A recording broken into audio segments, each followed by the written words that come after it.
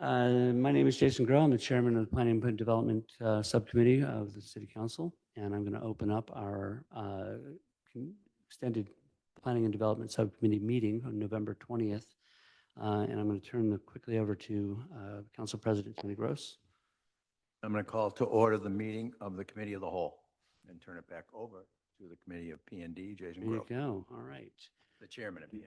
Thank you. So welcome everybody for coming, and for those of you who are online, thank you for joining us as well. The reason we're having this particular meeting tonight is we went through a fairly extensive presentation at the last P&D meeting. Wanted an opportunity to make sure that residents could submit questions to city councilors, and city councilors could also ask their own questions tonight, taking up sort of an opportunity to get as much clarity on this application as we need to get in order to make a recommendation at the end of it. So we're not going to do a presentation on the application itself. We've had Greg Cadamatori at the last meeting, which is available online, gave a presentation. Is she gone? Okay. Gave a presentation on the third-party review of the various engineering and not landscaping, but the various third-party reviews that were asked by the planning board. So right now, at this point, we're going to go directly into questions. I think if you have anything you'd like to start off with and say, I did submit questions to Attorney Ellison so that she had some time to contemplate them and answer them. I don't know if you want to go through them first, or if you want to go through the ones that we ask as a committee and then go through anything that's left over. I'm kind of... Just for the record, Deborah Ellison, Ellison Law Office, 63 Middle Street, Gloucester. My planning was to answer some questions that we had from the last meeting that were left open, such as you wanted to see a picture of the fence, and then there was a question about a sketch and how it related to the 33 Middle Street related to 20 Main. I was also attending to answer the questions that were sent in by the public. I am happy to follow whatever format you think is best for the meeting, however. The questions that were left lingering. I know that there's going to be some discussion, fairly extensive discussion on the retaining wall. We'll get to that point. We'll maybe have a separate little section called retaining wall section. Councilor Groh, I'd like to, Councilor Worthley is on his way. He's had work out of town, and I just want to make sure everybody knows. Okay, and while we're at it, I should let people know that Councilor Memhard is going to join us at some point online, so he will be in attendance as well. All right, so let's go ahead and go with the questions that we had outstanding. Okay, and if you think I'm going too astray, then you can stop and we can go into the councilor questions. So first of all, I'll share my screen.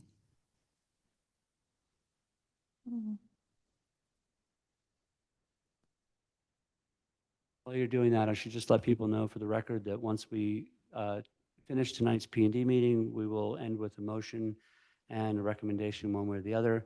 This will then go to public hearing next Tuesday night at the full city council. So we will then have another presentation, comments from the public, questions from the councilors, and then that will just follow its normal procedure, but that will be next Tuesday night.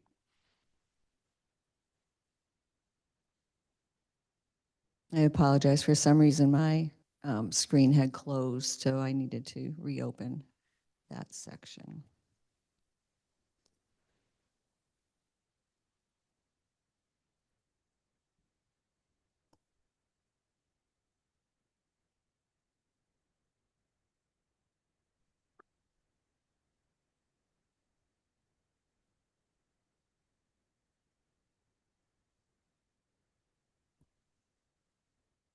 So tonight, the applicant owner 20 Main LLC is represented by Mark and Daniel Gattineri, who are sitting in the first row.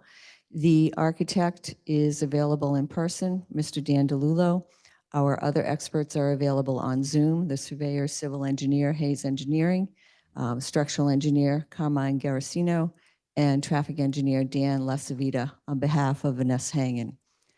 What I had planned to do tonight, and as I said, I'm open to changes, is to go over the information requested at the prior meeting, answer some of the questions from the 33 Middle Street owners and others that I had been sent, and then take questions from the council.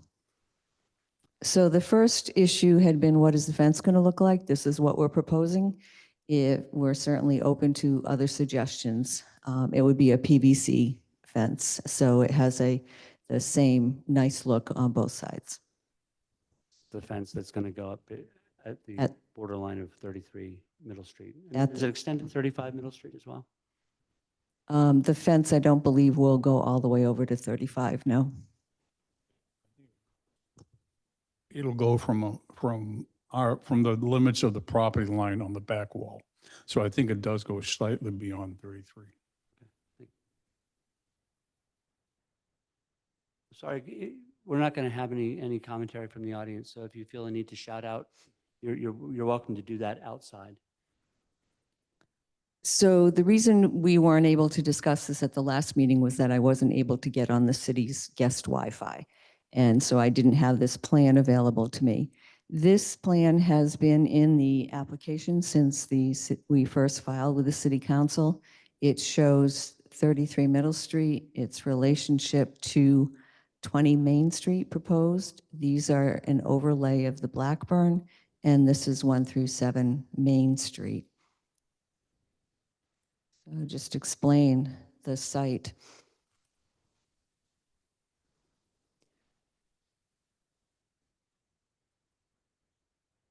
So at the meeting, I made the statement that this was estimated. And the reason it's estimated is because we don't know the exact ceiling heights.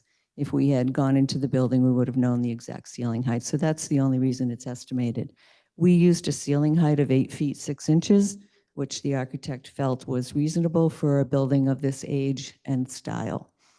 If the eye heights on the first floor of 20 Main Street, as you can see here, this is the first floor, are at the retaining wall. This is the retaining wall and this is the first floor. So they'll be looking at the retaining wall.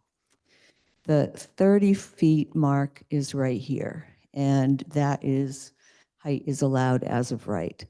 So the first floor will be affected in the same manner at 30 feet as it would be affected at 37 feet.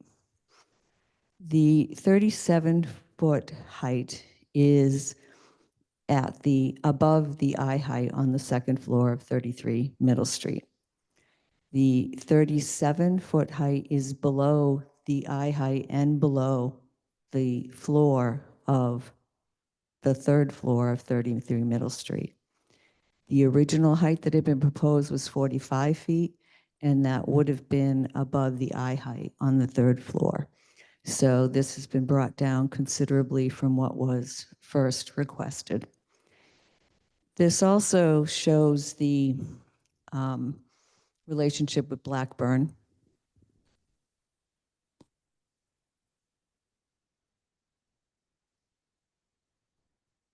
And so you can see the Blackburn Tavern is superimposed on the building. And as I had said at the last meeting, the eave of Blackburn is higher than the height of 20 Main Street that's proposed. And also going over to 1 through 7 Main. Say if any counselors have questions at any time, and that's just raise your hand, let us know. Yeah. Just to clarify, when you mean the height brought down significantly, can you, how much was it brought down significantly? From 45 feet to 37 feet 4 inches. And the highest point of 1 through, How did you achieve that? we achieved that by removing a floor and then also making a lot of the apartments smaller. Is that correct?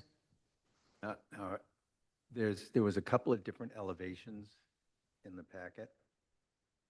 And one showed, the average from the street was something like 23 feet or something.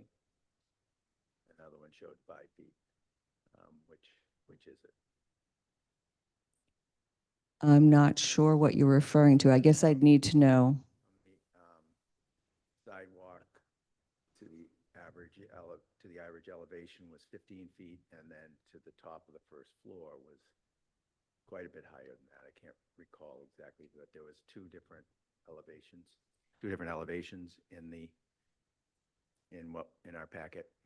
Could you let me know which sheet it is, and then I can call that up? Because I do have those plans. All right, I'll try to scroll. Let's see what we can find. I don't know if one was original and then got changed or what happened, but it was a little. So is it on the same plan set, or is it a different plan set?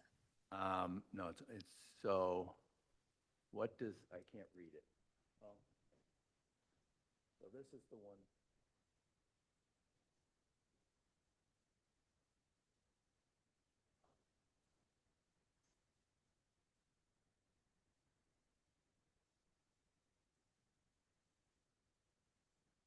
Is that, okay, so sidewalk says 5 feet 6 inches, then average grade 0 dash, okay, so that's, Yeah.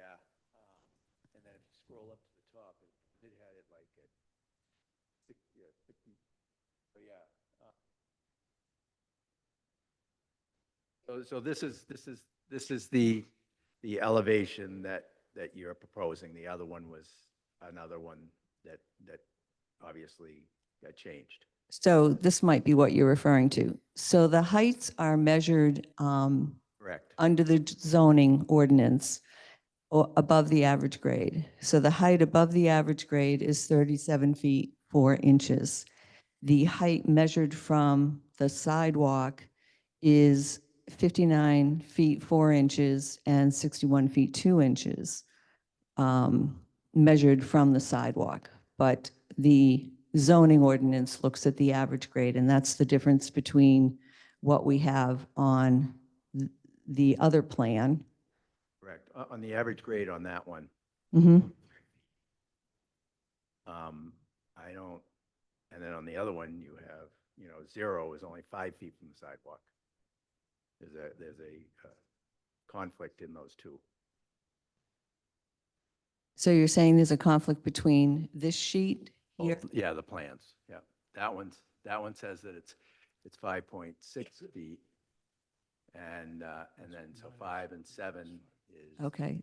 The sidewalk, according to the architect on this plan that I'm showing now, it's a minus 5 feet 6 inches from the average grade? Okay. On the other one,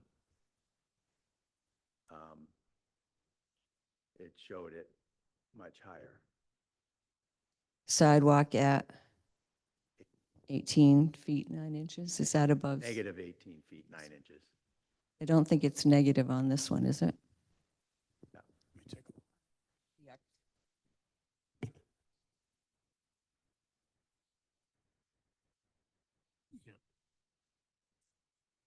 look. That's not really a negative number. That's the actual sidewalk grade. The sidewalk grade is at 18 foot 9 inches.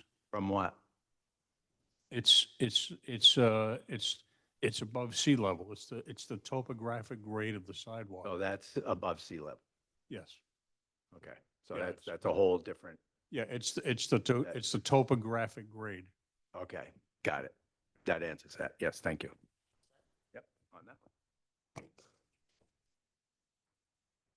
one. Shall I continue? Yes, please.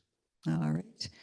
And then looking at the bottom of this slide, it's the comparison of the Blackburn with the 20 Main. And again, 20 Main is lower than the eave of the Blackburn.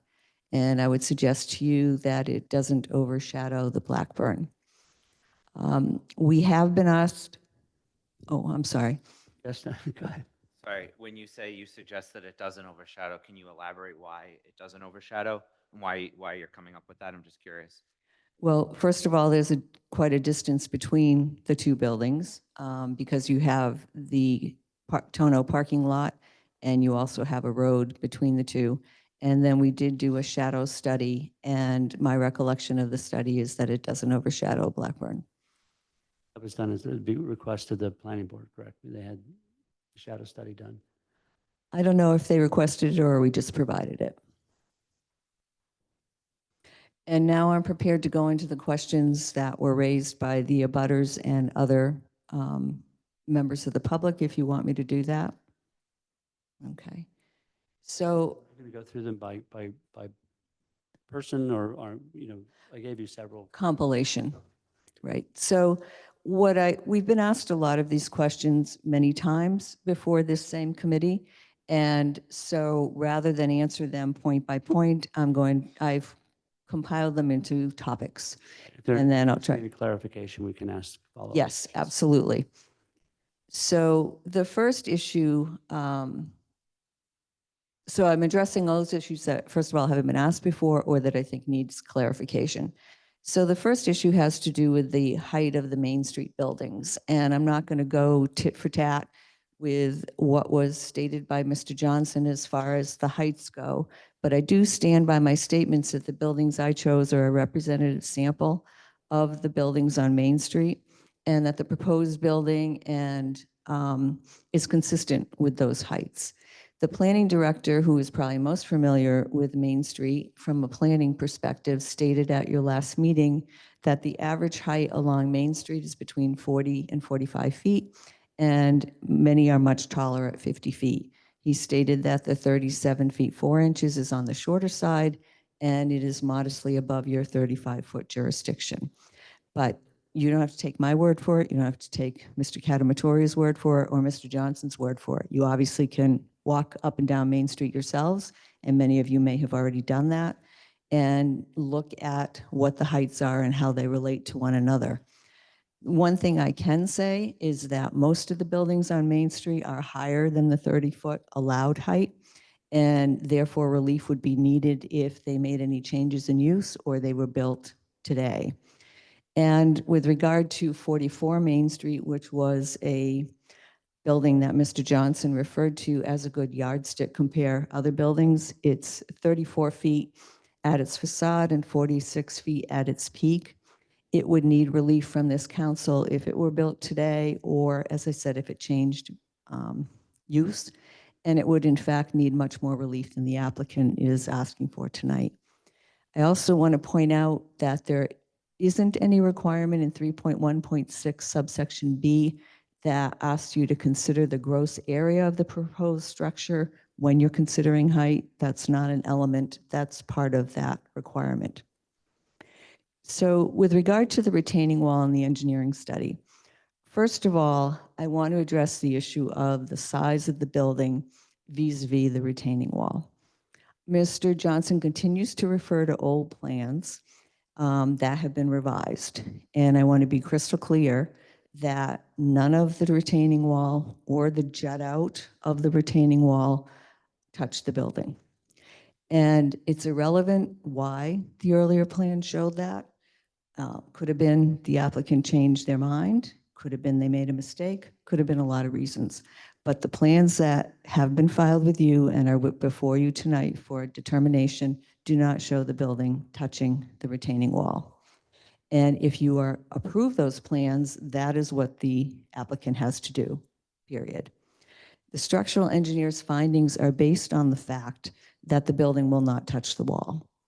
And it doesn't matter that at the time he wrote his opinion, the latest plan that was on file with the city did show the stairs and not the jet out. He based his opinion on the fact that the building would not touch the wall. So his opinion is correct based on the facts that are before you. And this is something that is merely a red herring, in my opinion, and doesn't have a bearing on your decision. I'd also like to address the letters. It has been said that some of those were mischaracterized. And so Mr. Johnson first claims that the structural engineer's letter of June 17th does not state his methods or results, when I would suggest to you that in fact it does. First of all, he states that he went to the site to review the retaining wall. He then explains that the structural strategy to construct this building will be a podium style. And then he goes on to say that allows the columns to be put in a manner that will not structurally impact the existing retaining wall. He was asked to examine the retaining wall and to determine a construction method that could be used that would not disturb the wall, and that's what he did, and that's what I stated at the last meeting. With regard to his letter from July 31st, he was asked again to return to the site and to give an assessment of the wall. So he inspected the wall thoroughly, provided 10 pictures with his letter, and described in detail each section of the wall and his recommendation for each section of that wall. He also expressly stated the wall will not be disturbed using the structural strategy of the podium style, as I stated at the meeting. Lastly, with regard to the third-party reviewer,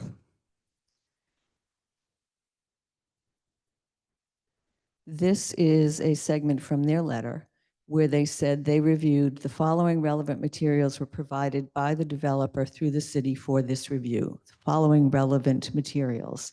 If you go down, you see that it's Mr. Garasino's letter of June 17th, 2027 was provided.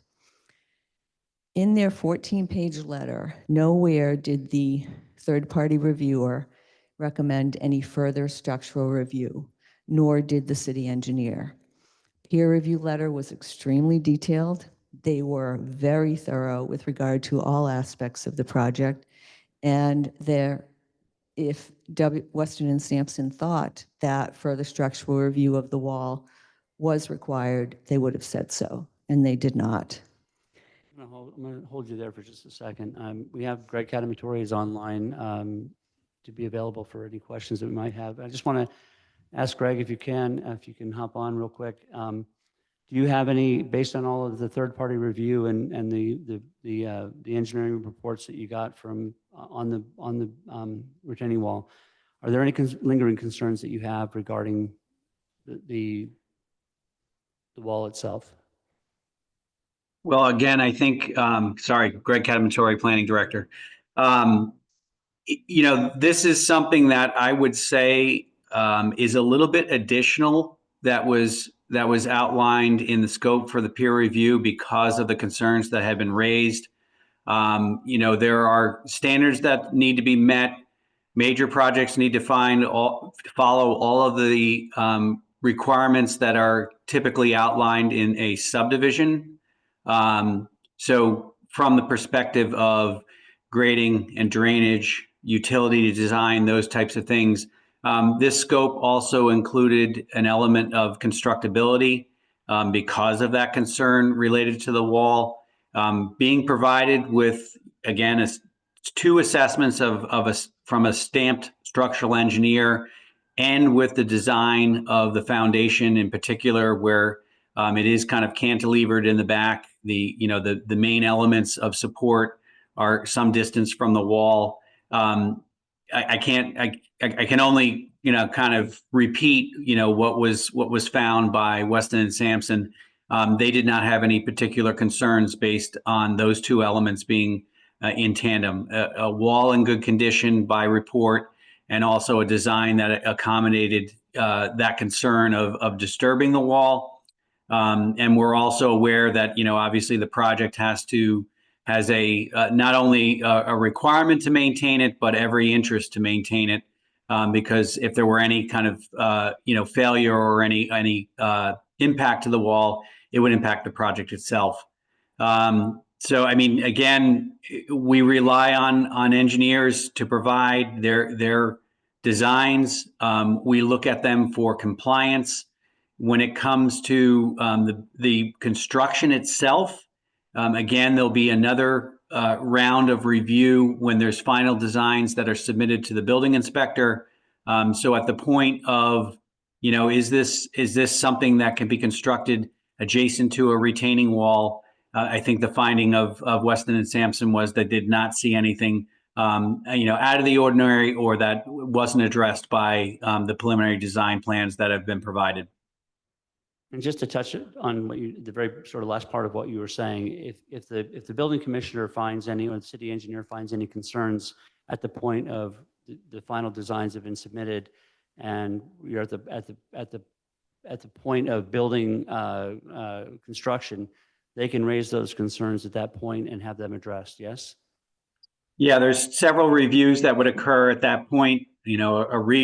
Final design review by Department of Public Works and Engineering, final design review by the fire department, who the fire chief has already commented to you that he would conduct or have conducted a third-party code review from a fire safety perspective, as well as the building inspector because of the class of construction. This is also something that would be third-party reviewed. So there is a significant amount of additional review when final designs are prepared. And if there are concerns, they will be raised also at that point. And if anything should come into conflict with the decision of the council in terms of relief granted or anything like that, that would come back to the council for review? Absolutely. Thank you. Anybody else? Counselor, these third-party reviews were not in the packet. They were done as part of the planning board, so they're in the planning board minutes. And I don't think we had the actual third-party reviews because we don't, I did read them at one point. I Right. don't have them, so I was just but wondering we don't, why. we don't conduct the third-party reviews. The planning No, board but did. she just referred to third-party Yeah. review. I think we need to have that information. In the memo that I provided from the planning board when I Sure, right there. distributed, I also provided a link to the planning board Google Drive that has all those reviews. I can share that again if needed. Yeah, but I think they were provided to us. And maybe, I don't have any bookmarks on the packet. Well, because okay, so all right, I'm into the actual packet itself, but I'm not in the meeting, so there's no bookmarks. So I guess it is somewhere in the. It is, yeah. in And the- when was it? It was submitted fairly several weeks ago. But actually, the one that we got only brings up this that doesn't have those in it, unless I missed it. Because I know there was some stuff in there You talk right in the microphone. that I know that there was some stuff there that added a level of question. and I think in concern, that so 590-page packet, they were also in there. Mine was 501. So Oh, we got the Oh. bonus packet. you had the bonus packet. Got it. All right, I'll find them. Okay. I'll have my questions later. Thank you. May I just make a suggestion, Counselor? If Greg has the information right now, maybe he could screen Oh, share. it. Grace says it's right here. I can Okay. find out how to share it. But for us to show it, I think would be helpful in the review. But what are you asking him to show? The The- review. All of it? It's, No, just the Hundreds of summary of the pages. Oh, review, right? okay. Just the summary of the review if we have. Greg, it. is there a summary of, I don't, is? The memo you showed- that was provided to the city council has the link directly in it. That is a live link. It's a PDF file that will take you to the folder of the planning board. There's a specific file that is labeled as peer review from Weston and Sampson. That includes the 3 memos that were prepared by Weston and Sampson, the responses from the applicant. So there is a significant body of information there. I don't know what you would like me to share at this point. Again, that's probably on the order of about 50 pages of information, and the back and forth between the applicant and the peer reviewer over the period of that review. But right in the middle of the planning board's recommendation, there is a blue highlighted link that will take you to the planning board's folder in the last session of review that has all the information that was submitted to the planning board to date. I think the thing to keep in mind here is that the planning board did review the third-party review and unanimously approved their recommendation. We have, that we can certainly go over that information, but our brief is slightly different than what the planning board's brief was in terms of what our permitting. I understand, and I have read it, but I just wanted to mention that, be clear where it is.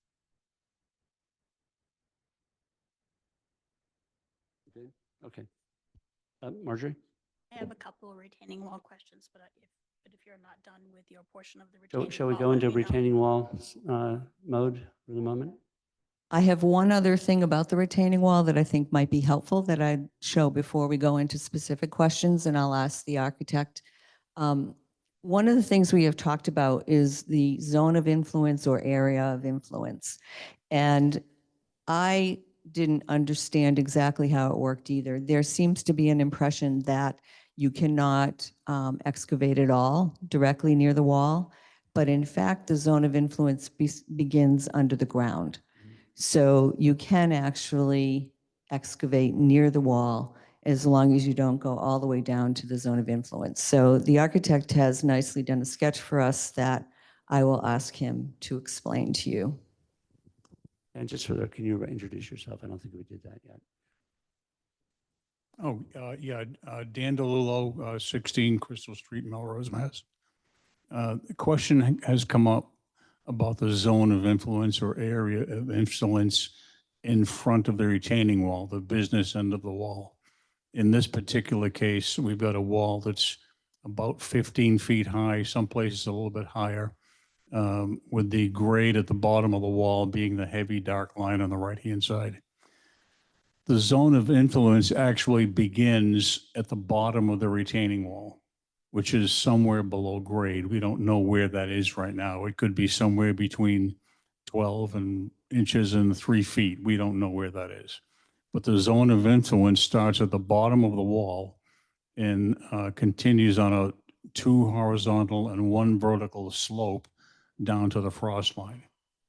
So that you can see that excavation is possible very close to the wall as long as we don't get into that zone of influence. The zone of influence takes the thrust from the wall and keeps essentially the bottom of the wall in place. So excavating close to the wall, naturally you get a little bit shallower. But when you hit the frost line, and we don't intend really to go below the frost line for any good reason, we'd be completely out of that zone of influence or area of influence, again, depending on the depth of that wall below grade. And how do you determine the area of influence when you start this particular project? Are you going to be digging test pits? How do you, I think when we go out and do the test pits and do the soil testing that's required by code, we'll excavate the bottom of that wall in the hopes of locating the bottom. I mean, it's somewhere, and it may vary across the horizontal distance of that wall. It may be down 12 inches in some places, it could be down 3 feet in other places, we don't know. But right now, we're not looking at any significant foundation work any closer than 6 feet to the bottom of that, to 6 feet close to that retaining wall. So we're already 6 feet away from it with our first piers. The only thing that right now is within that zone of influence is the back stairway, which we can frame alternately so we don't have to dig foundations into that stairway.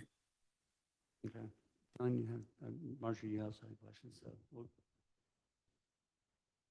Just as we're looking at this and understanding the frost line, could you explain this in a more like terms that the average, the person in the community can understand? Because there's a lot of terms here, just so we can understand what you mean by frost line, because I know a lot of people are probably like, what are you talking about? Can you explain it in just like the quote, as you said, the layman's terms?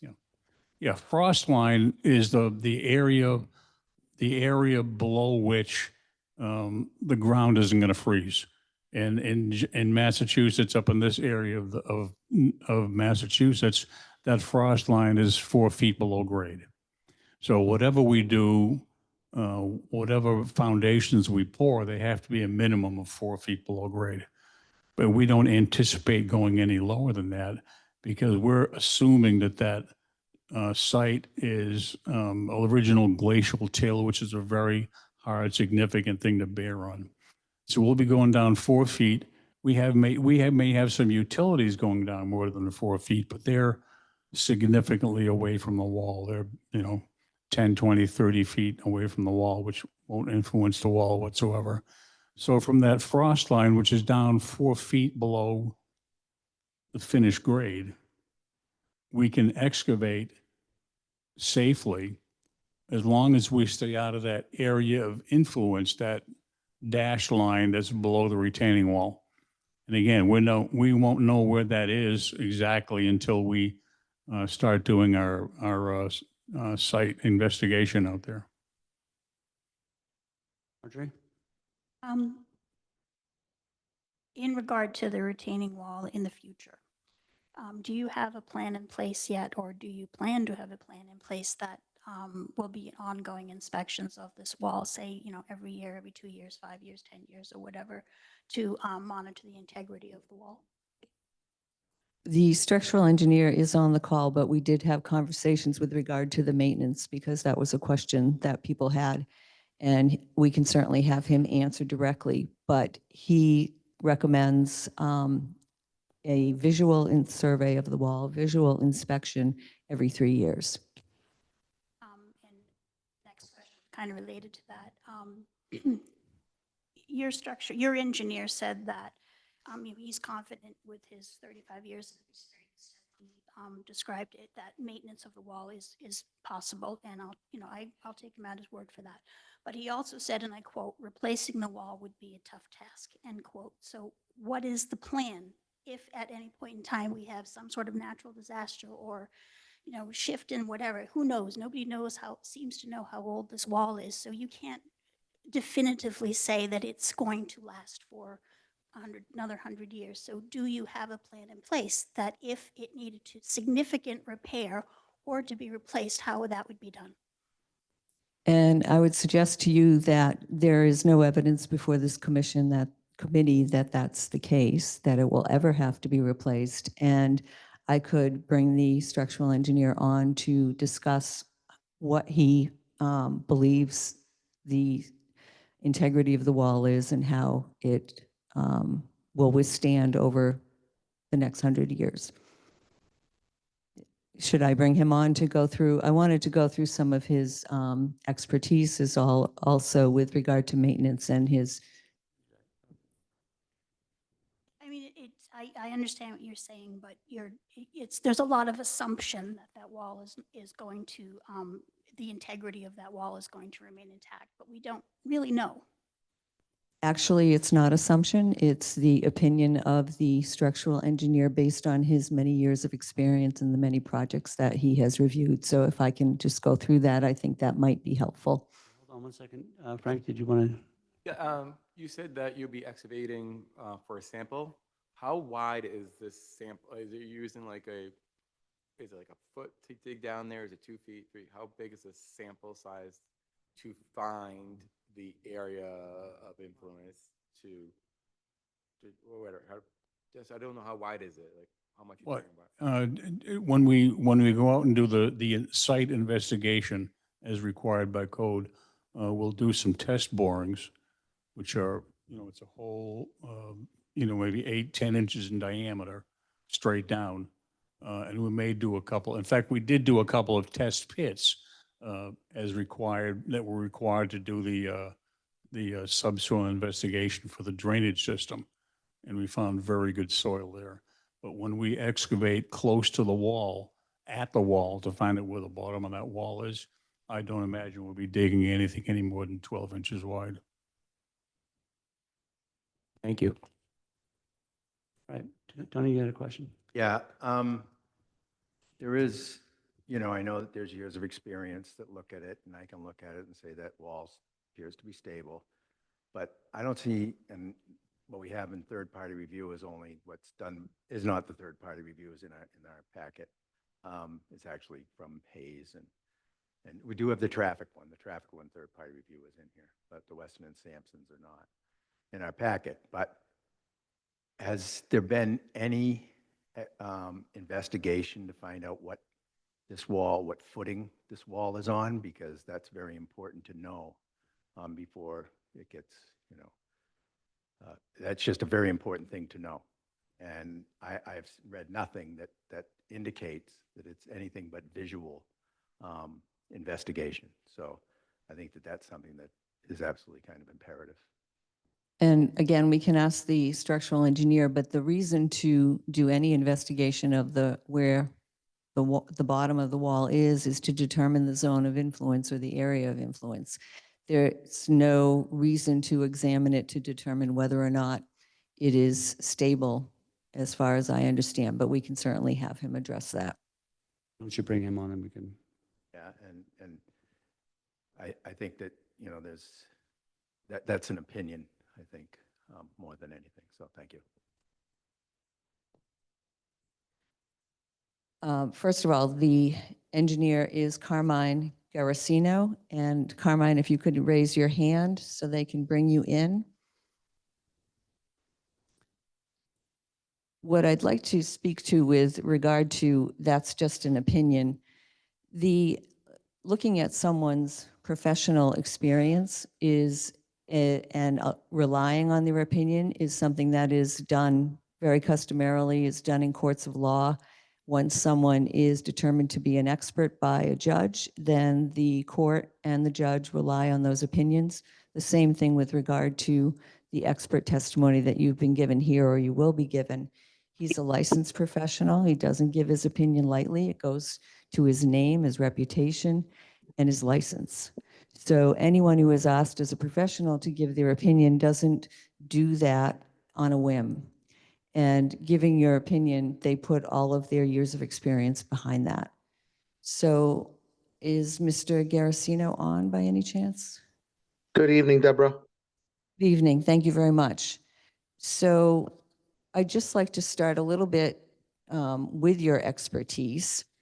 And could you tell us how many projects you've acted as a structural engineer in your approximate 35 years as a structural engineer? Thousands and thousands.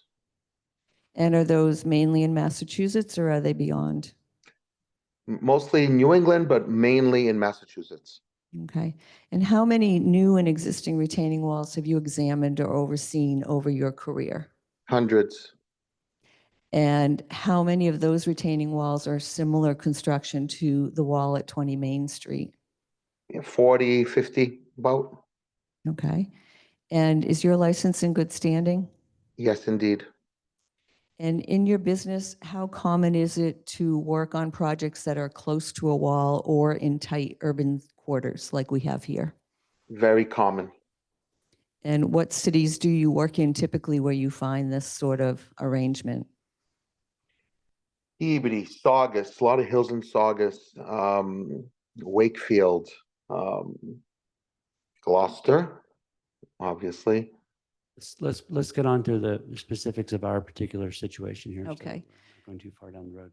With regard to the maintenance of the wall, how many times did you personally visit and examine this retaining wall? 2 times. Okay.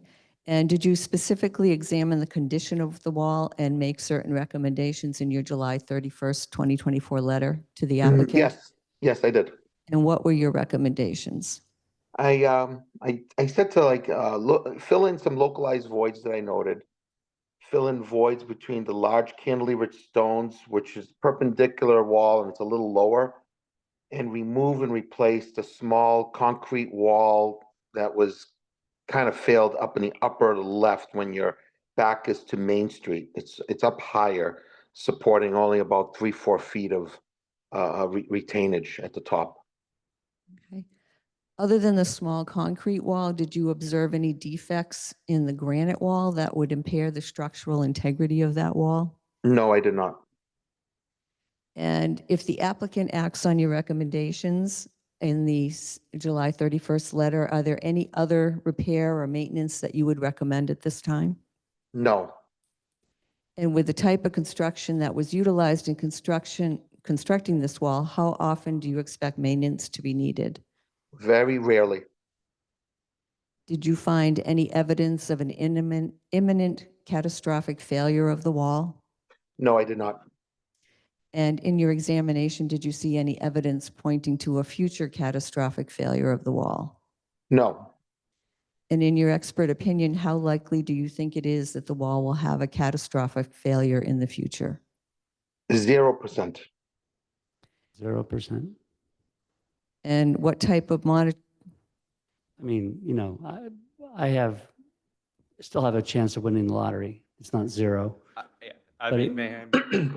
Yeah, go ahead. Yeah, I Dan. mean, 0%, like that, what you just said, and it's one opinion, because a structural engineer could also be another someone else could be like, well, this may not, like when you go to a doctor, one doctor gives you a diagnosis, another doctor gives you a diagnosis. I know it's a little bit different, but I'm just like, how are you sure it's 100% zero? Like, I mean, I could win the lottery or I could have a heart attack right now. I mean, there's still a chance. So I'm just not convinced about the 0%. Can you just explain why you're getting to that 0%? You feel so confident. I'm just curious. Because it's been there for quite a long time. The only way there would be a catastrophic failure of this wall is if there were an act of God or some kind of major natural disaster.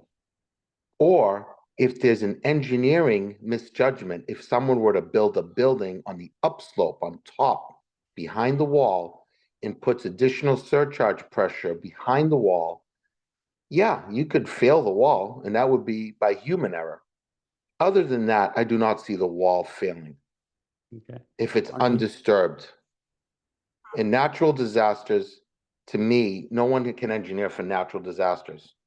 Floods, hurricanes, earthquake, there are code We did recommendations. have a 6.3 magnitude earthquake called the Cape Ann earthquake. It was quite, a couple hundred years ago, but it does happen, and there is a It fault absolutely line does to happen. survive. And if we had an earthquake in Massachusetts, I can promise you there'd be a lot more problems than just a wall. I kind of agree with that. But with all due respect, you still haven't answered my original question, which is, what is your contingency plan if, maybe not a when, but if it is possible? Nothing in life is a guarantee, especially a granite slab retaining wall that was built, we know, at least before 1942. There's very little data known about this wall. And I appreciate your expertise and I respect your expertise, but as Attorney Eliason noted about in a court of law, when you have the experts and the judge listens to them, with all due respect, when you're in the court of law and you've got two sides, each side has an expert that the judge has to listen to, and no one of them, you can't honestly, your team is the one you're going to believe. So the question still has not been answered. What is the contingency plan if that wall needs significant repair or to be replaced at any point in the future, whether it's 10 years, 20 years, 100 years, it doesn't matter. The fact of the matter is that you want a proposed building in front of it with many people living in it. You have homes in back of it that their homes could potentially be damaged or whatever. If that wall fails, it is possible. It might not be probable, but it is possible. And I believe an ounce of prevention is worth a pound of cure. So I will ask the question again, what is the contingency plan if that wall were to need significant repair or to fail? And I would just point out a couple things. We don't know that this wall has been there since 1942. We know that there was a lawsuit with regard to a wall that was there in 1942. We don't know whether it was repaired or replaced. And I would also suggest that it is not within the purview of this committee to legislate for what ifs and examples of things that are like winning the lottery. I mean, that is really not something that is a permissible condition to be placed on it. I will ask I was responding to this percent chance. I just. understood. It's within our jurisdiction to decide how much of a footprint on that piece of property is to be allowed, yes? I believe that's within the purview of the zoning board, The zoning who board already made that determination. determination. We're working with what they have approved and then allowed us or not allowed us, but what the applicant has put forward for what we're supposed to be looking But at. ultimately, the buck stops with the city council. Well, ultimately, the buck stops with the building inspector and the Okay. building commissioner and the engineer in the final analysis of what is actually built and all that. So Okay. I've had conversations and perhaps, I don't know, Attorney Egan is on the call. If maybe she wants to weigh in on our responsibilities and what our purview is in terms of that. I think that might be helpful. Suzanne, are you available? No, she was maybe driving in.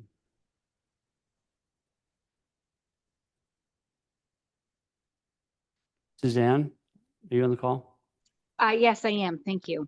Right, Sorry, so- I think you're breaking up a little bit, but so it's my understanding that the question that you're asking me is whether or not it's in the council's purview with regard to reviewing a special permit application to consider structural engineering issues. Is that the issue? I think that about sums it, yeah, yeah. So I would say that you have specific criteria within your special, within the zoning ordinance that you consider, and one of that is obviously the public health and safety. And you do look at a site in the proposed construction to ensure that the public health and safety will not be negatively impacted.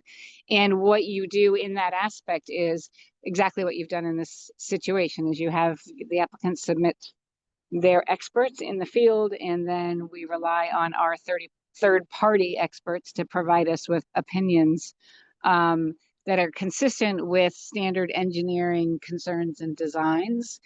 And once we have those, in order to go to delve down deeper, to sort of ask the applicant or to question whether or not those engineers' opinions are valid. Typically, what you would say is that you would want somebody with that same expertise to question it. So if we had another engineering report, a structural engineering report that disputed the two reports that we have now, we could say, on the basis of this expert opinion, they disagree with you, and please, how do you address those disagreements? But in this instance, it sounds from the questions that what we're doing is we're questioning those, even though we don't have that specific expertise upon which we're basing our questions. So that becomes a little more problematic. Does that make sense? It does to me, but Yeah, I mean, I get what you're saying, I understand what you're saying, but it, it's still one of the big sticking points of this entire project is that wall and how close the building is coming to it. So it is within health and the safety of the public. If that wall were to fail, people could be hurt. So I would just like to know what the contingency plan is. I don't think that's a big ask. You have to, you always have to plan for whatever might happen. You don't assume that it's not going to happen because it potentially could. Probable, maybe not. Potentially, absolutely. Maybe the question And to, absolutely, and I understand your concern, and I think that one of the places that concern will be addressed to the standards of our codes, right, of our building code and our engineering code. I think we lost you, Suzanne.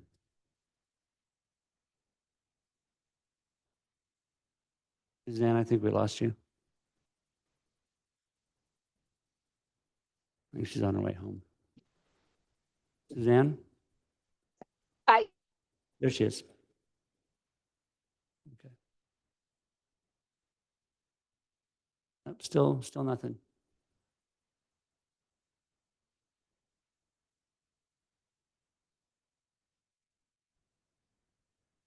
Why don't you go ahead and ask your question? Okay. Suzanne, are you there now? I am here. Can you hear me? Okay, there you go. Sorry, we Okay. lost you for a couple minutes there.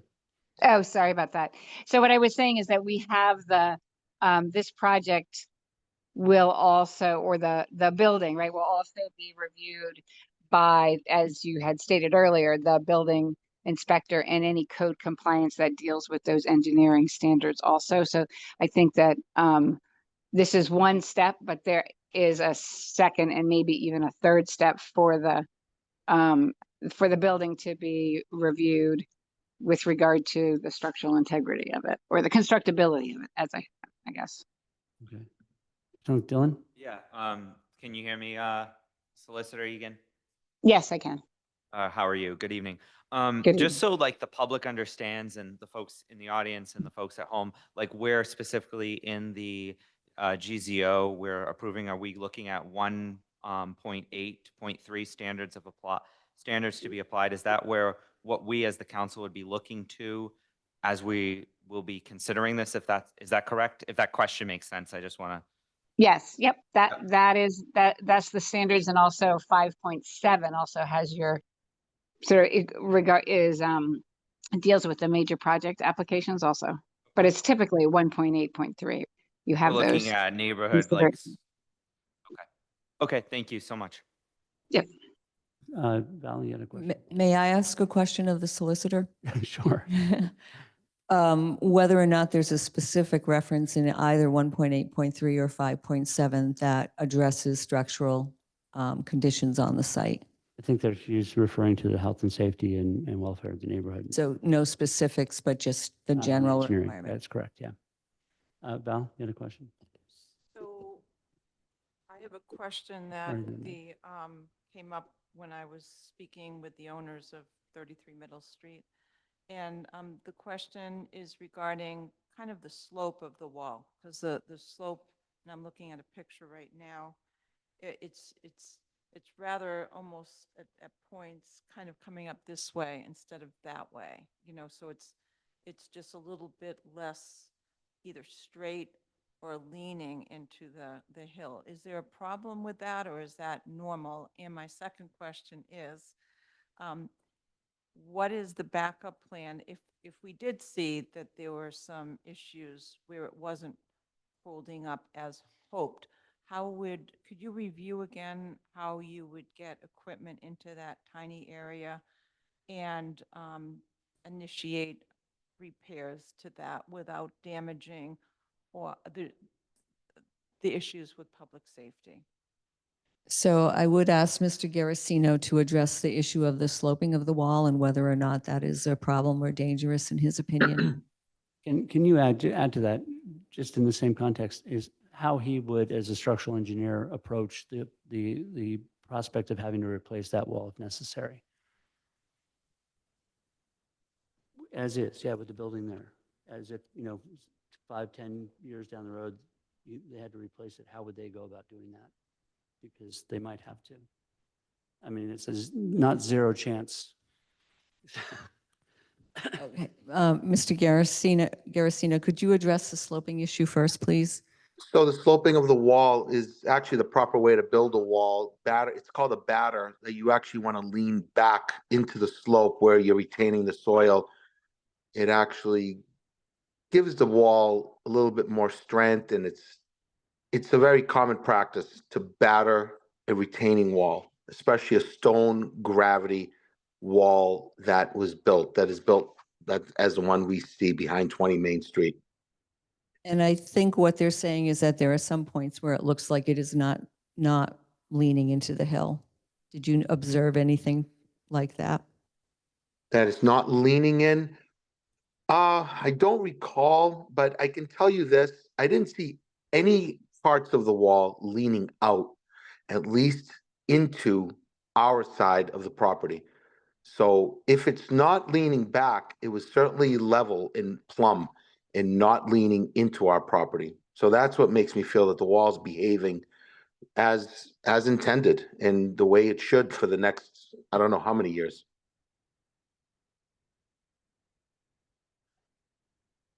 Then my follow-up question was, how would you go about repairing it if you needed Okay. to repair it? And I think what we So have to this is understand. certainly a hypothetical question. 'Cause, Pardon? yeah, it's to answer that question, there's a lot of things that would have to be. So you're a structural engineer. You've seen the wall. If the building was built and 10, 20 years down the road, they came to you and said, we need to figure out how to replace this wall. Just give me a layman's version of how you would approach that, given our particular set of circumstances. And we're just trying to alleviate some concern, I think, at this point about the fact that it's possible, it's not possible. It is possible. It is possible. You could use cranes. You could use new blocks. Today, they make concrete precast blocks that are actually decorative. They look pretty nice. They're interlocking. There's ways of doing it. There's a lot of engineering ingenuity. The equipment that's out there today is vast. We put people on the moon. I can promise you they can fix a wall behind the building in tight quarters. We haven't put anybody on the moon recently. Can I just make one observation that I think people may be missing. The wall is entirely open to the garage. And the only place where there was a wall very close to the jetto was the stairway. And so given the concerns, we have decided to have an open stairway from the first floor down to the garage. So all along there, it will be open and there will be access through the garage to every part of that wall. Tony? Can you give us the, what the distance is between the wall and the first floor and part of the second floor? Or it would be second floor over the garage, that next story, how close that is to the wall? Do you repeat the question? He wants to know the space between, Between the wall and the building, where it's not the parking garage, where it is open to. But the places that it's not open to, what's the length? we have the parking lot underneath that's open to the wall. What's the space from? Yeah, first, from, second, third from where the building, from where the building starts, which is about 10 feet above, 9 feet above grade, from that space, from that back wall of the building to the face of the wall, I'm going to guess it's approximately 8 feet, 9 feet, thereabouts. So there's 8 or 9 feet of space in which to work if that wall had to be rebuilt or significantly repaired. Safe to say it would be a tough task, structural engineer Yeah, but said. I didn't see anything that showed 8 feet. It varies from, I think, 6 feet on one corner all the way to 8 feet, other than at the stairway where it's about 10 inches. So it's 10 inches, so getting some material in there would be, your pinch point is 10 inches. You would be going in through where the stairway is, so you would have access to the wall. It would be open. Wall doesn't lean back very much when it gets to the solid floor, so it's close to 10 inches there too. Is the building's back away from that? Building's back away Back, from the the garage, building is back away from the, yeah, it's back from the wall. parking. Yeah. Yeah, can you bring up a, that would be good to see. If you're standing in the garage, you can see the retaining wall. The only place the retaining wall is directly adjacent to the building is at the stairway, right down, a little over to the right. No, right there. Yeah, right at the back of the, right at the back of the building. I'm not seeing anywhere where the building's cantilevered The building is, away from the wall, or not cantilevered, step back over the garage piers. the first set of columns is 6 feet away from the existing wall. So then is it cantilevered out over that? It's cantilevered out over How that. far? It depends on that zone of influence and where we find that to be when we do the site investigation. Well, the cantilevering wouldn't have anything to do with that. That would be the post, wouldn't it? That's posts, yeah. Yeah, I'm talking about how far from the post, basically the foundation, is the second floor really. You call it the first floor. How far is that cantilevered over that post that's 6 feet away? It depends on, the length of that building cantilever depends on how far back we have to put the first post to stay out of that zone of influence. Oh, you said it was 6 feet.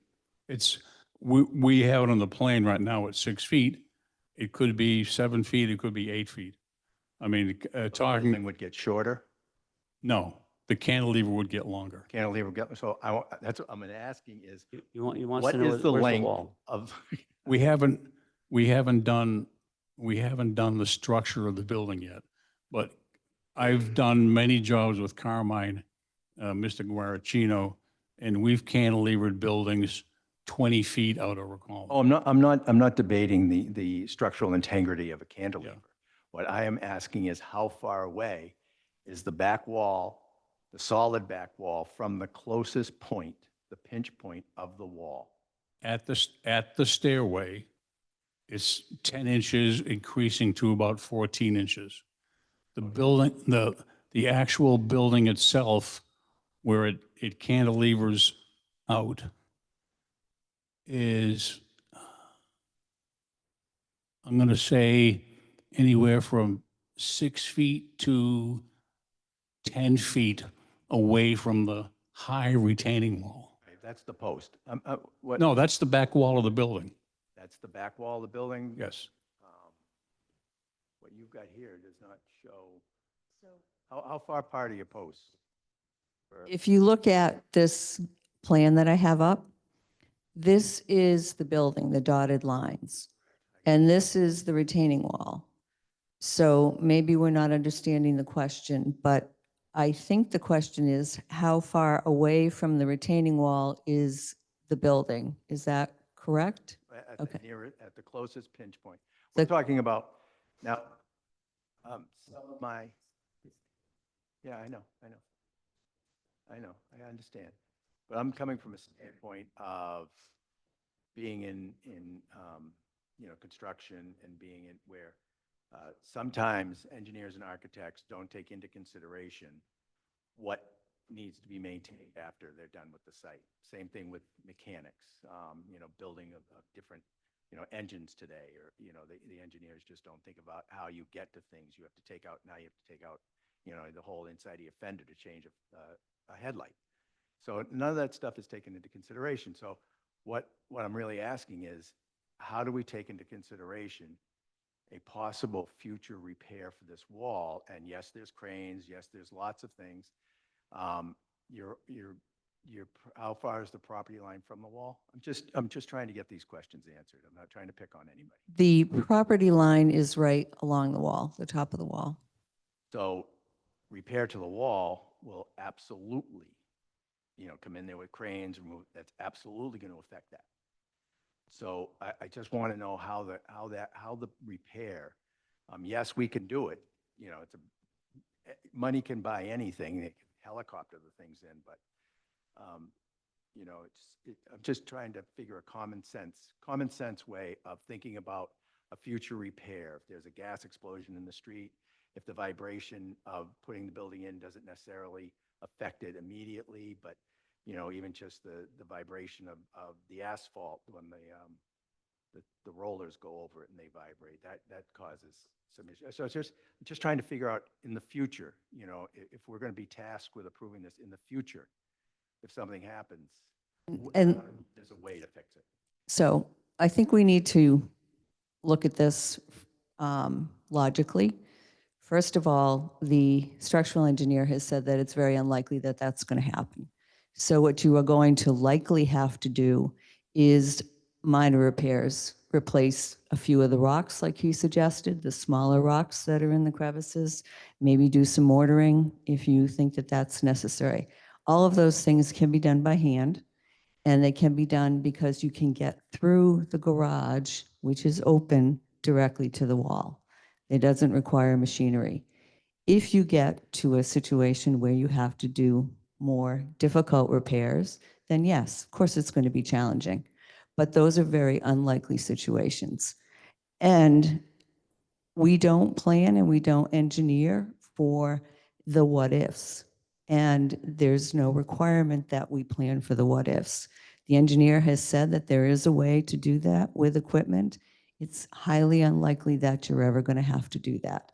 So I think asking us to explain situations that are highly unlikely and exactly what we're going to do goes beyond the health and safety, which is protected by the building code. And this is a construction issue that typically wouldn't even be at this level of the committee because it's your city staff that have the expertise that would be addressing these issues.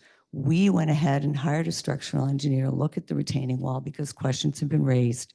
And we have a report and an engineer that is very confident in the integrity of that wall. So I think we can try to give you more specifics about, I'm not sure I can tell you what kind of machine would come in and what exactly it would do, but there is access. Would there be a structural analysis and inspection post-construction or during construction? Would that be something that would be a reasonable expectation? I believe that's a condition that's recommended by the planning board recommendation, and we've agreed to that. Marjorie, you had a, Just devil's advocate here, if you did have to come in with a crane, where would the crane be? Would you be on Chisholm Court, or would you be on 33 Middle Street or 35 Middle Street to access with a crane and whatever type of block would be used in the event of a catastrophic failure? Can I, I think what is a simple answer to your question about how do you get to the retaining wall? From the back wall of the building to the face of the retaining wall is at its closest point, 6 to 7 feet. At its furthest point, 9 to 10 feet. Just said 10 inches.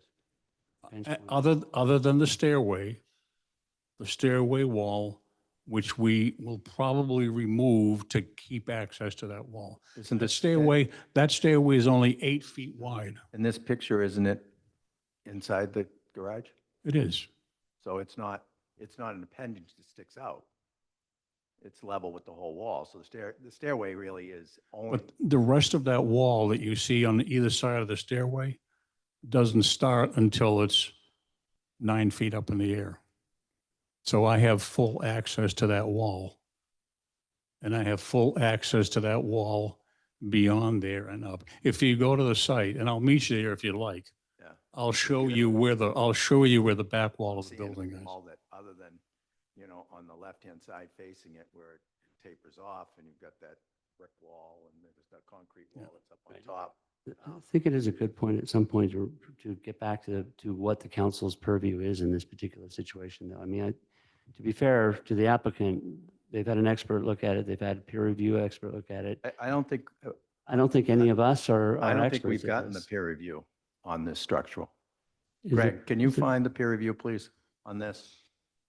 I got 3 of them here in front of me that Grace sent me, and they're all just the water, stormwater. Again, they reviewed everything that was submitted, and they did not have any exception with the design that was suggested, that it is independent from the wall. There's a condition that's proposed for monitoring. If you're looking for, you've looked at your standard criteria that you apply, as well as in section 1.9, you can impose safeguards and limitations. I think the planning board's condition is one of those because of this. I wouldn't say this is highly unusual, but it is in construction in proximity to a wall. There's concern pre and post. And if you wanted to, suggest that you'd like something submitted for some time frame beyond that. But again, I think the impact would likely be, if any, during construction. And after that point, it's now going to be a wall behind a building. And we certainly have many scenarios like that. Do we have anything from Weston and Sampson? You say that they did a peer review on this. Do we have anything from Weston and Sampson? There must be some communication that we have from them if we've decided that they did a peer review. If they did a peer review, is that the question? We were told they did. The Yes, applicant- they did. You have 3 memos from them. They reviewed the entire record, including in their scope was to review the constructability, and they did not cite any concerns with what was proposed.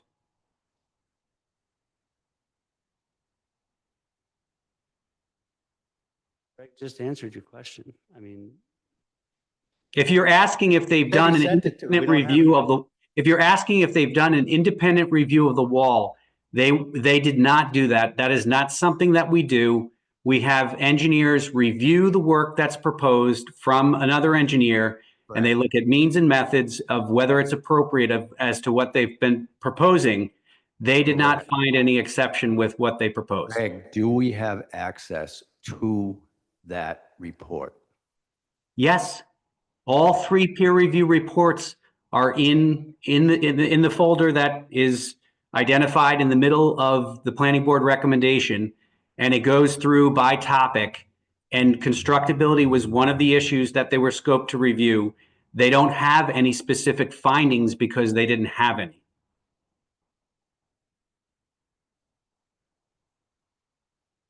We're just finding the stormwater in the water. Sorry. If I could clarify, they looked, Link, you can get peer review, more information, which The- is multi. But does it have any comments about the wall? I didn't find any. No. I've been no, so they did not have any comments. The letter was reviewed, they were provided the letter, and if they had had comments in their 14-page letter, they certainly would have put them in there and certainly would have asked. To look at that, right? Then they would have said they would have said, we have no problem. I mean, that at least we would have had, correct? There is something in there that says that the building operates separate or independently from the wall, and therefore, based on the structural information that was provided, they were satisfied with that. There's a very short sentence in there about that. Could you tell me where I could find that? That's all. Sorry to nitpick about this, but it's just,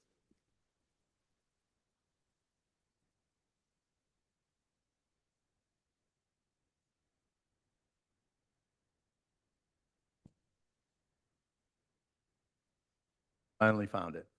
Maybe.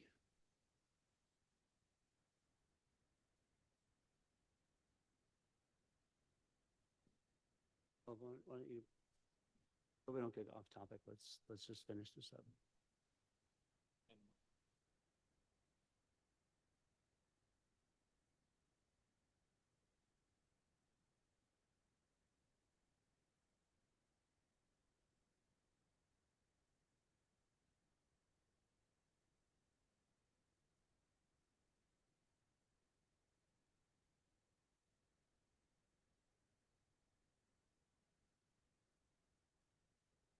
Yeah, it's exactly what it says, is that they looked at it and it was independent.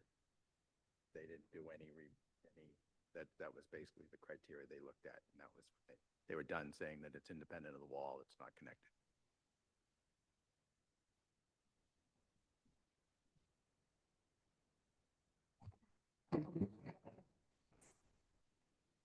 When you look at the recommendation that the planning board submitted, there's a link that Greg Catamatori referenced. When you click on that link, it will bring you to a shared Google Drive on the city website. And it's under Weston and Sampson peer review. That's the top folder. And then it's the 20 Main Street peer review memorandum that has the reference at the bottom of the page to the retaining wall. I'm looking at it right now. Page 2.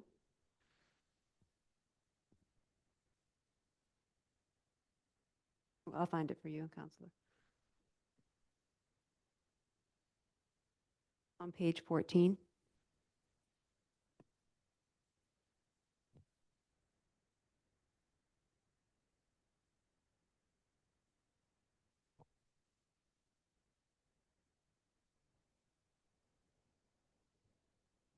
On page 14, what number is it?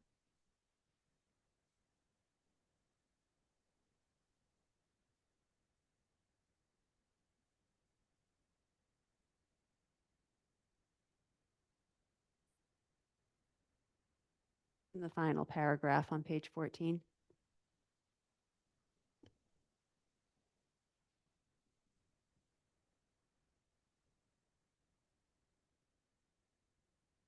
Greg, are you still on the call? Yes. Has our city engineer had any opportunity, or would she have any reason to do any independent sort of now looks at this wall?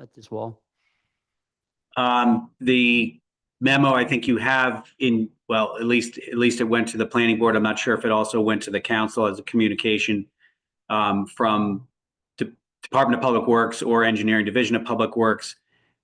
Those issues that were identified by the engineer were the basis of the development of the scope for the peer review, which included constructability. Again, it's a brief statement because they had no concerns.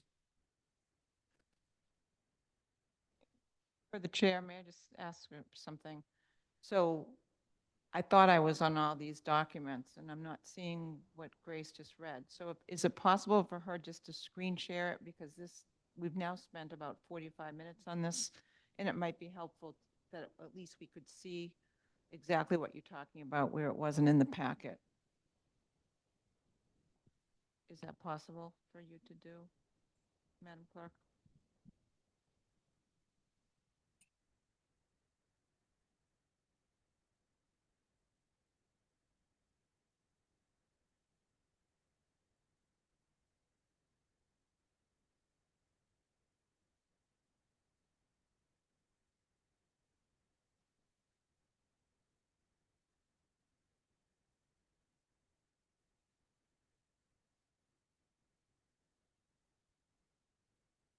Move it down just a little bit.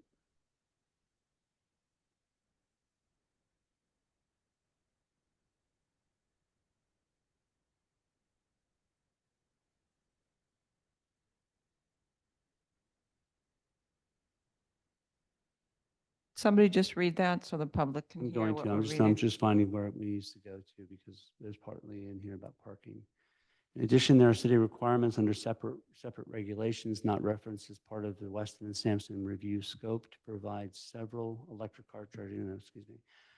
It is recommended that the city incorporate these requirements into plans in an effort to simplify communications in future city review. Site design also included reference to a retaining wall. It appears that a structural review was completed for this existing infrastructure by others.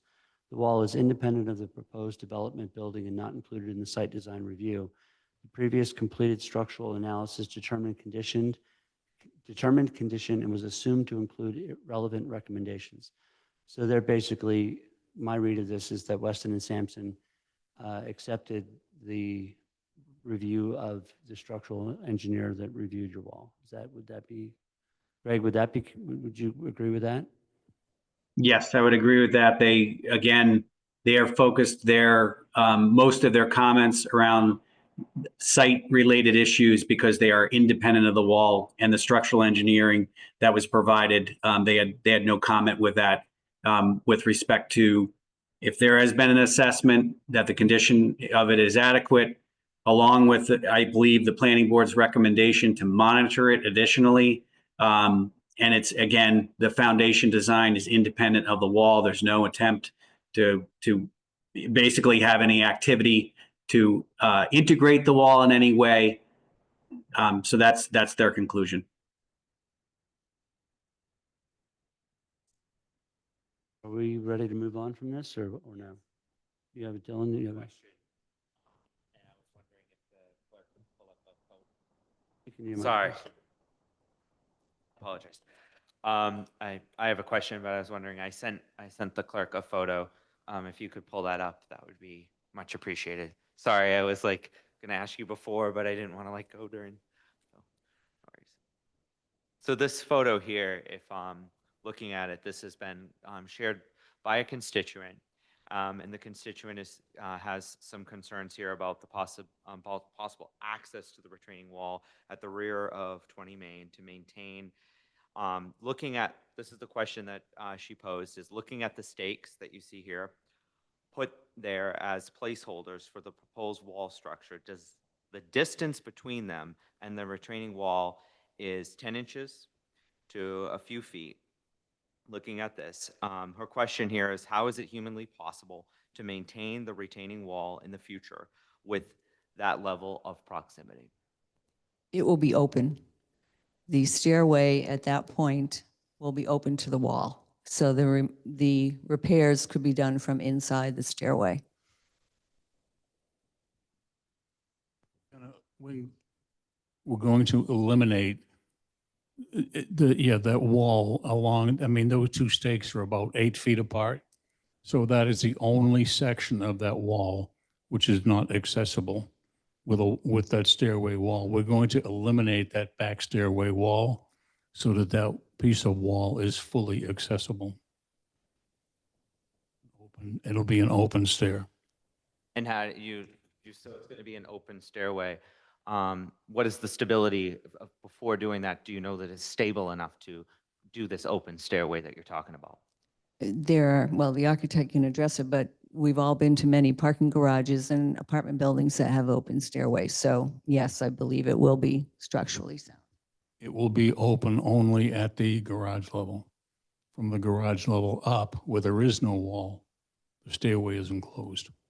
Yeah, again, I want to remind the council that there's a whole level of building code enforcement and review that goes on after the actual plans for the building are put forward, and that our scope of 1.8.3 and the other sections that we have to rule on, we're kind of getting a little out of our range of influence, like, or area of influence. Is that what it's called? I think with qualities of the natural environment, I'm looking at with all due respect, I'm looking at 1.8.3 Yeah. and looking at D, it's all, and E, it says qualities of the natural environment. If there was impacts here, there would be significant damage to the natural environment. Also, there could be potential fiscal impacts to the abutters if something was to happen. So just things to consider, and I don't mean with all due respect. Any particular project can have something go wrong with it, but I think, again, the council is charged with looking at other things as well. And we've had the planning board review, we've had engineering review, we've had planning director's review, we're going to have building commissioner review and engineering review. I'm just trying to get a handle on is this the only issue of importance to the council? You know, we spent an hour on it, and we've basically been told repeatedly that the wall is there. It is, by expert opinion, structurally sound and unlikely to fail. If it does fail, obviously that is on the applicant and the building owner and the insurance and everything. I mean, that's stuff that's not in our purview. And you know, we're here about zoning. And at some point, we've got to look at this as a zoning question. I mean, I have questions also about the things. I just a clarification. That the last picture that was up, and I know we have pictures, many pictures of the wall in our packet. How that piece that comes out, the jut out of the wall, how high is that? Does that go all the way up, or does that step back in? So that piece right there is totally exposed. That section that pokes out from the rest of the wall does not go all the way up. I'm going to say it's approximately 10 feet tall. Right. And the So- rest of the wall is, I'm going to say 18 feet tall, and in excess of that maybe. Right, so it's another 8 feet at least higher Yeah. above that, step back a ways. Yeah, and we don't know why that little piece of wall juts out the way it does. Even And if I we, repair back in 42. we wouldn't know unless we demolished it to find out, and that doesn't make any No, that makes no sense. sense. No. No, I mean, I think that relieves some of the pressure because it doesn't go all the way up and it is accessible through the, you know, you could get fork trucks in there, backhoes in there to it through the garage. Okay, thank you.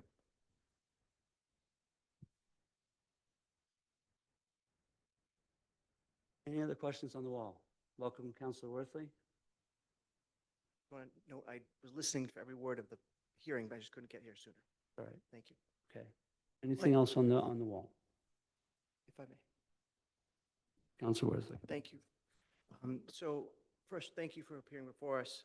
This is our first chance as a council to be asking these questions. I know that some may be repetitive. I'm seeking not to repeat any questions you've already answered. But while we're on the wall, I just want to ask two questions specifically. Councilor Groh just read from the report that said that the wall was not included in the site plan review. Does that mean that they say it's fine because we're not going to review it, or is it that they did not include looking at the wall as part of the process? Just quoting the report. Not Oh, included in what the is site it? plan review. It said that, let's see. Site design also included reference to a retaining wall. It appears that a structural review was completed for the existing infrastructure. The wall is independent of the proposed development building and not included in the site design review. And it wasn't included in the review of the site design, which is where the building's going to be located, because it is independent. And the interpretation by your planning director is that they made a determination that the structural analysis was adequate. You continue on to the end of that paragraph. The previously completed structural analysis determined, conditioned, and was assumed to include relevant recommendations. Didn't quite understand that, though. Can you say it again? It says the previously completed structural analysis, which it appears to me they were referring to Mr. Garacino's report, determined condition and was assumed to include relevant recommendations. So they did not, in my opinion and in the opinion of your planning director, did not have any further recommendations with regard to analysis of the retaining wall, that they were satisfied with what was provided to them. Follow-up question. Earlier, you stated that we can't plan for the what-ifs, especially the less likely what-ifs. And I think you suggested that's not in the purview of this council. I think health and safety is the questions that we ask, probably related to health and safety, are still within our purview. We can't condition it without agreement, but because that's not in our purview. But I think the questions about the retaining wall and the safety are relevant. And so I just wanted to push back on that a little bit. I heard some really good questions on this. If there were a scenario like Flanagan Square, there was an explosion and people died, and Commercial Street, there was an explosion recently and roof fell off, and Eastern Ave, there was an explosion, a gas explosion, and the house was demolished. And then, as the applicant knows, there was a building that fell down on corner Middle Street, Lorraine Apartments, after that fire. So things can happen. The question I ask is the liability, and I think this question is for you, but also for our attorney, Suzanne Egan, is the liability on the council as the permit granting authority here, or is it on the building inspector? Is it on the applicant? Is it on the builder? Is it on the architect that's stamping, or the structural engineer who's stamping the report? Where is the liability? Liability would depend on what happened. And I think the question that you're asking, if you think it's a relevant question, should be asked for every building that's built in Gloucester. So did we ask at 206 Main Street, what happens if that building blows up? What happens if one of those walls fall down? No, I don't think any of those questions were asked. So I think here, what you're asking is such a speculation, because there's no evidence before you otherwise, that it does go beyond the permitting authority here. And you heard from the structural engineer that if there were a catastrophic failure, there would be a means of fixing it. There are means of fixing everything. Some of it's more challenging than others. We're not expecting challenging issues with the maintenance of this wall. And, but you're right, they could happen, but they could happen with any building project in this city. We asked at the last meeting that the liability issue carries with the owner of the property.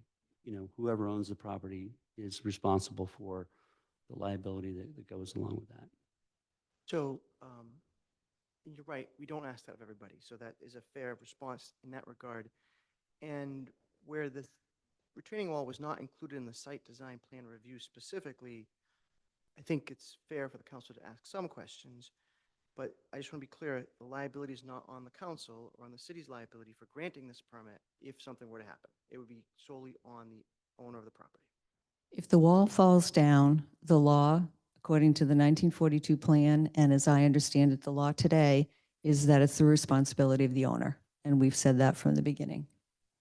The impact is for your own tenants or for abutters, and there's some liability or some loss of value or life or anything like that. Liability would be on you, not on us.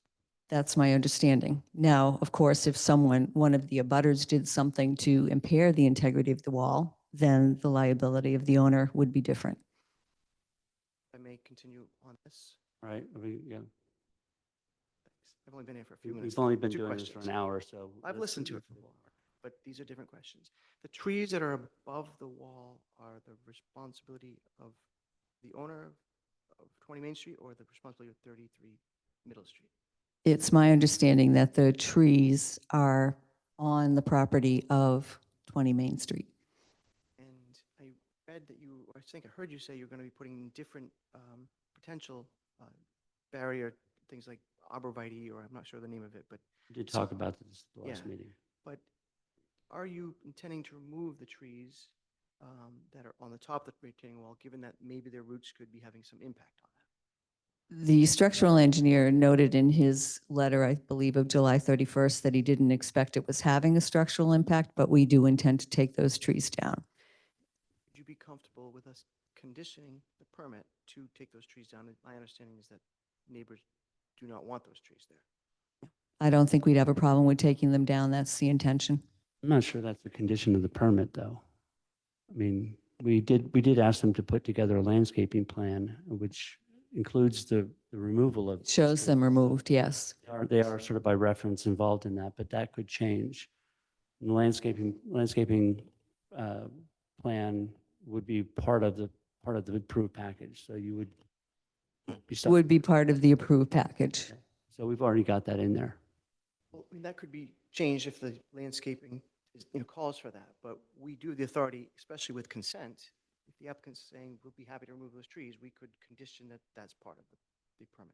We can do that. You can ask Suzanne Egan if she disagrees. I believe you. I'm not questioning your Well, you validity. just said the opposite. I'm just saying whether or not we really want to be conditioning that as part of our conditioning. Well, we could put it to a vote at some point and we can decide if we want to. But, Yep, Tuesday night. but you said we can't do it, and I'm just saying we can do it. Now you're agreeing we can do it, correct? Councilor Gross said, yes, absolutely, we can do that. After I But asked him. whether or not it's necessary was what he was questioning, because it's already in there. It's already in the So landscape he plan. didn't say that we couldn't do it. All right, I heard him say we couldn't, but either way, But we you want to can. go, how far do you want to go down with this? Can we just move on? Can we, just next question, please? You said you had two. Yep, We're into I about, asked my two questions regarding the. thank you. Ellen, I believe you have a question. Yes, I have several from constituents, so I'll let Okay, you, let's go through them. I know you will let me go, and then you can have other folks. And here to make sure all of my constituents' questions are answered. Looking at questions that I've received from one constituent here, if the project were to be approved, would the developer agree to a condition that it post an adequate bond in perpetuity payable to the historic district property owners in the event if their property is damaged or destroyed as a result of fire, flood, panic, or other danger that is a result of the proposed project? Dylan, before you answer that question, actually, I spoke with Suzanne Egan. I'd love to have her step in here first Okay, to see whether this is, again, something in our purview to do totally before we get respectful. that. So Totally Suzanne, respectful. can you hop back on here? Yes, thank you. So we did have a chance to talk about this beforehand, and this would be something that would not be related to the public health and safety of the project under zoning. This sounds like this would be more of a condition that is relating to personal property relationship between private property owners. In the way that you've posed that, to require the applicant to post a bond to insure against damage from, I think what you're saying is abutting property owners due to natural events or natural disasters. I think that's beyond the purview of That's the way the council. question came in, and that's the way I'm reading it. Do So you want to read the rest of them? And yeah, and I'll read the rest of the questions, and I think number 2 may fall under D of 1.8.3, but I may be wrong. 2, if the project were to be approved, would the developer agree to a condition that it posts an adequate bond in perpetuity payable to all historic district property owners affected by the loss of value of their properties because of the denigration of the historic and architectural character of the neighborhood caused by the addition of this project? Could this fall, and then my question with reading that and reading 1.8.3 going to D, neighborhood character and social structure, could that fall under subsection D or no, Solicitor? That sounds more like a question for the Historic District Commission, and they have reviewed this project. Okay. And that also, I think that's also challenging to the extent that there's a number of assumptions there, that there's a denigration to the neighborhood, and that also that you have identified certain properties that have Mhm. actually been harmed. So I think that condition would also be very problematic. Okay, because we're looking at like if we're going to subsection D, neighborhood character and social structure, could you just, and just briefly, could you just explain, like, what could that be? If that makes sense, because I'm thinking two could fall under that, but what is, if we look at neighborhood character and social structure, what could that be? So that's that makes more, so yes, so I think neighborhood character and social structure, that's looking at the consistency of the use. This is a zoning, right? Zoning matter, so it's land use. How does the land use fit in with the neighborhood and the social structure of the area that it's going to be sited in? That doesn't really speak to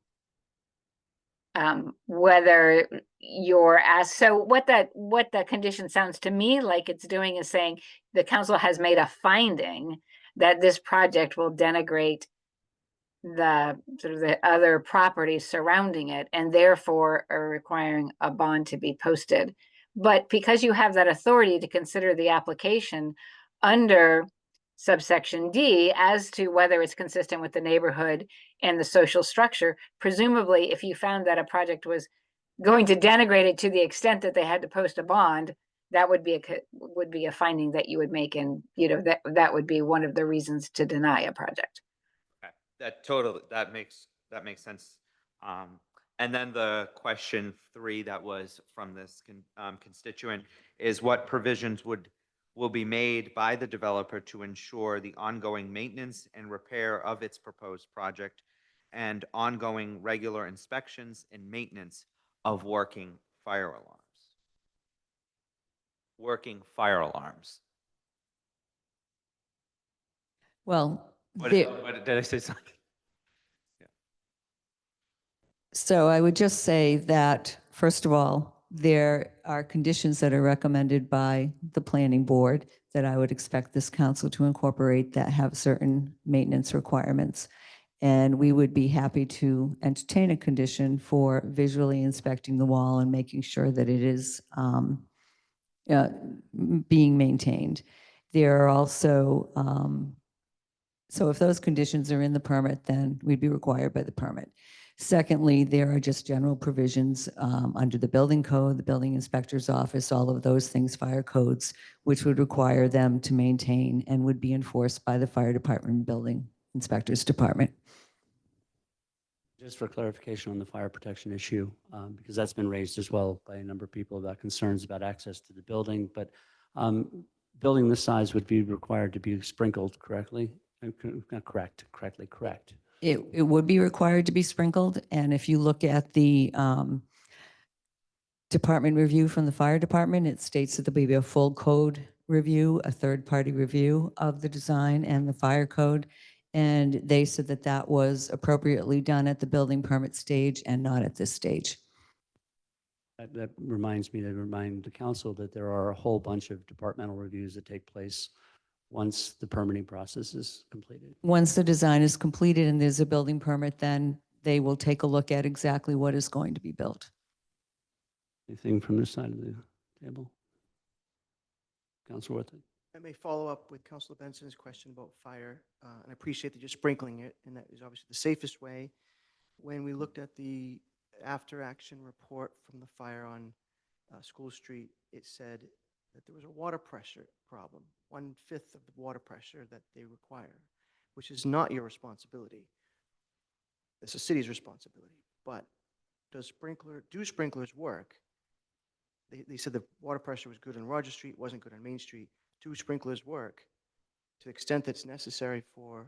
And there is, in the third-party review, it reviews all the water, and it says there's a 13-inch main in the street, 6-inch main going to the building.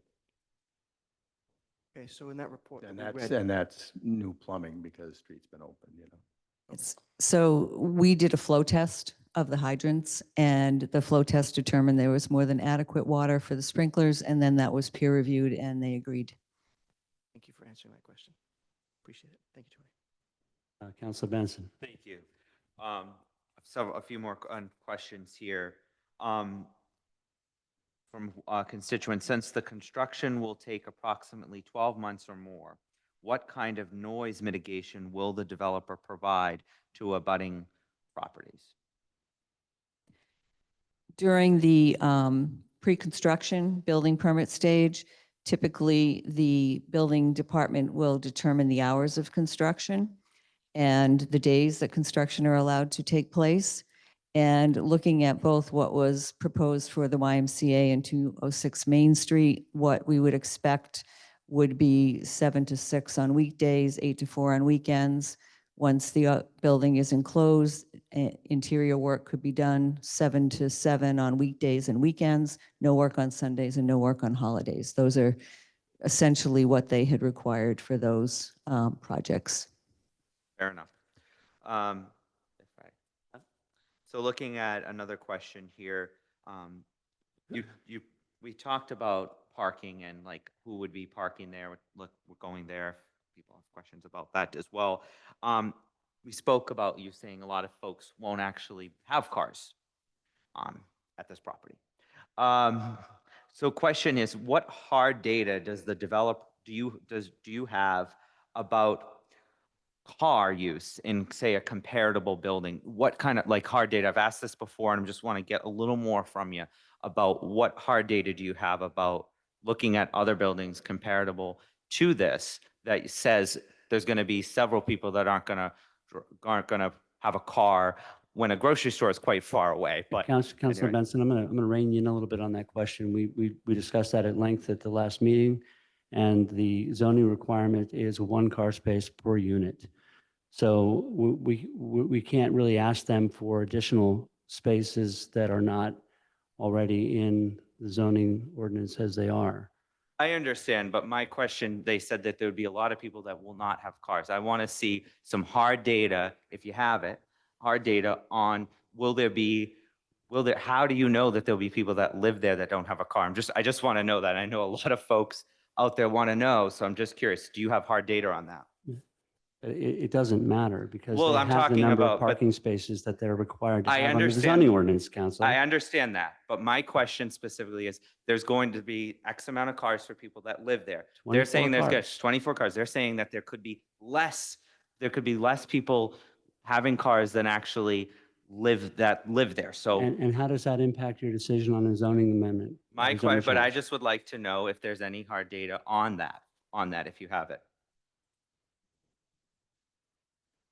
It does say in the traffic study about they only expect, 6 or 12 cars to be entering and exiting during the peak morning hours and afternoon hours. So indirectly, it does apply because it does apply to the traffic that could be But created. My point is that the zoning ordinance dictates 1 car per unit. They have 26 spaces, so they have 2 extra spaces. If they have fewer cars than are allowed on the property, why do we care? If they have 12 cars, they have 2 spaces per unit. If they have 20 cars, they have 4 empty spaces.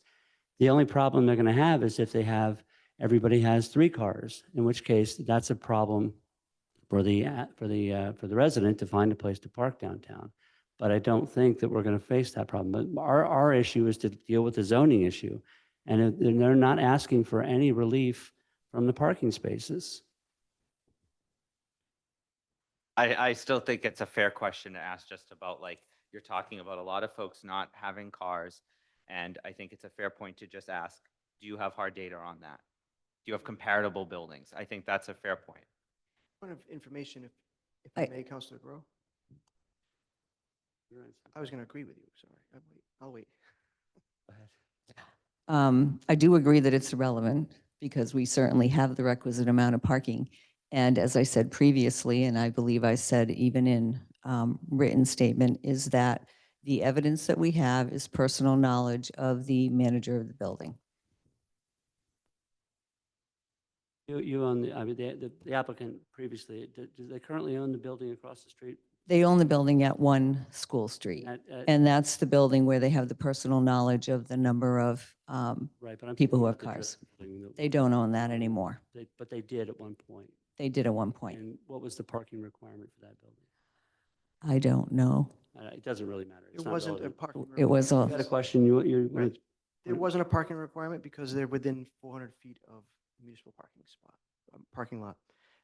I was just going to say, I appreciate Council Benson's question. I would be concerned, first, I don't think people are going to have just one car, but I'd be concerned that if we were to permit this and we use that as a reason not to permit it, then it puts liability on the council for doing something out of our range. So I appreciate your point, but it's, our scope is, if they're meeting, one spot per unit in that area, which may need to be changed someday, but what's on the books is what's on the books, so. It's fair to say that there are plenty of residents down there that have 0 spaces whatsoever. So, I mean, I guess, again, I would agree with Councilor Worthley that we need to remember what our brief is and not to act outside that unnecessarily. And they have the number of car spaces they're supposed to have, +2. I mean, that's a fair, and that's not really going to be in the decision, but I just, because she kept saying it, I just wanted to know if she had into fairness to the constituent asking the question. It's not in the consideration, but it's just a question that a constituent had posed, and you had mentioned that comparable to other buildings, we see a lot of folks not having cars. I just thought it would be a fair point. I understand that it's not in the consideration, but I just want to ask the questions of my constituents. Sure. Let's keep it going. More? Things are getting hot tonight, but No, we're all and I good. think we're Everybody's all happy. here to we're all here to do. I just want us to stay on task. Yep, and I do respect that, and I hope, and I appreciate it. Thank you. Looking at a few other questions that I have from constituents, I'd have to pull them up. So if anyone else has any further questions. You want to hit some of the questions that you were prepared to answer? we have hit most of those. I think we talked at length about the retaining wall. We talked about the zone of influence. We talked about the fire department requirements.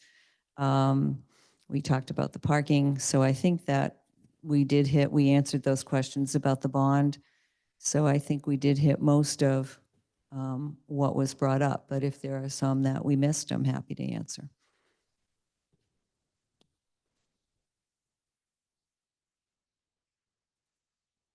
I have other Sorry, questions, wait. but I don't know. It's, I'll tell you what, I pointed at him Sure. first, and then I'll point at you, and we'll be all set to We can go. alternate, that's fine. This came up at the last meeting as I'm not sure exactly if it was a question. Did you talk about renewable energy on the roof, or you weren't going to do it because of access questions? I'm not sure how that resolved. That would require going back to the Historic District Commission. There is no plan at this point to do that Historic District Commission would regulate rooftops as well. if it could be seen from the public way. The windows that are facing Middle Street, you said that was a condition of the Historic District Commission, or was that they approved it as you, in other words, did you decide that, or did they decide that for you? There was an appeal of the zoning board decision by 35 Middle Street owners, and they requested, that was part of the settlement of that appeal. So when we went for modification before the Historic District Commission, we asked them for that, and they approved it. So that wasn't your original design, though? No. And if you went back to the original design, you'd be going against the settlement with the other property? Correct.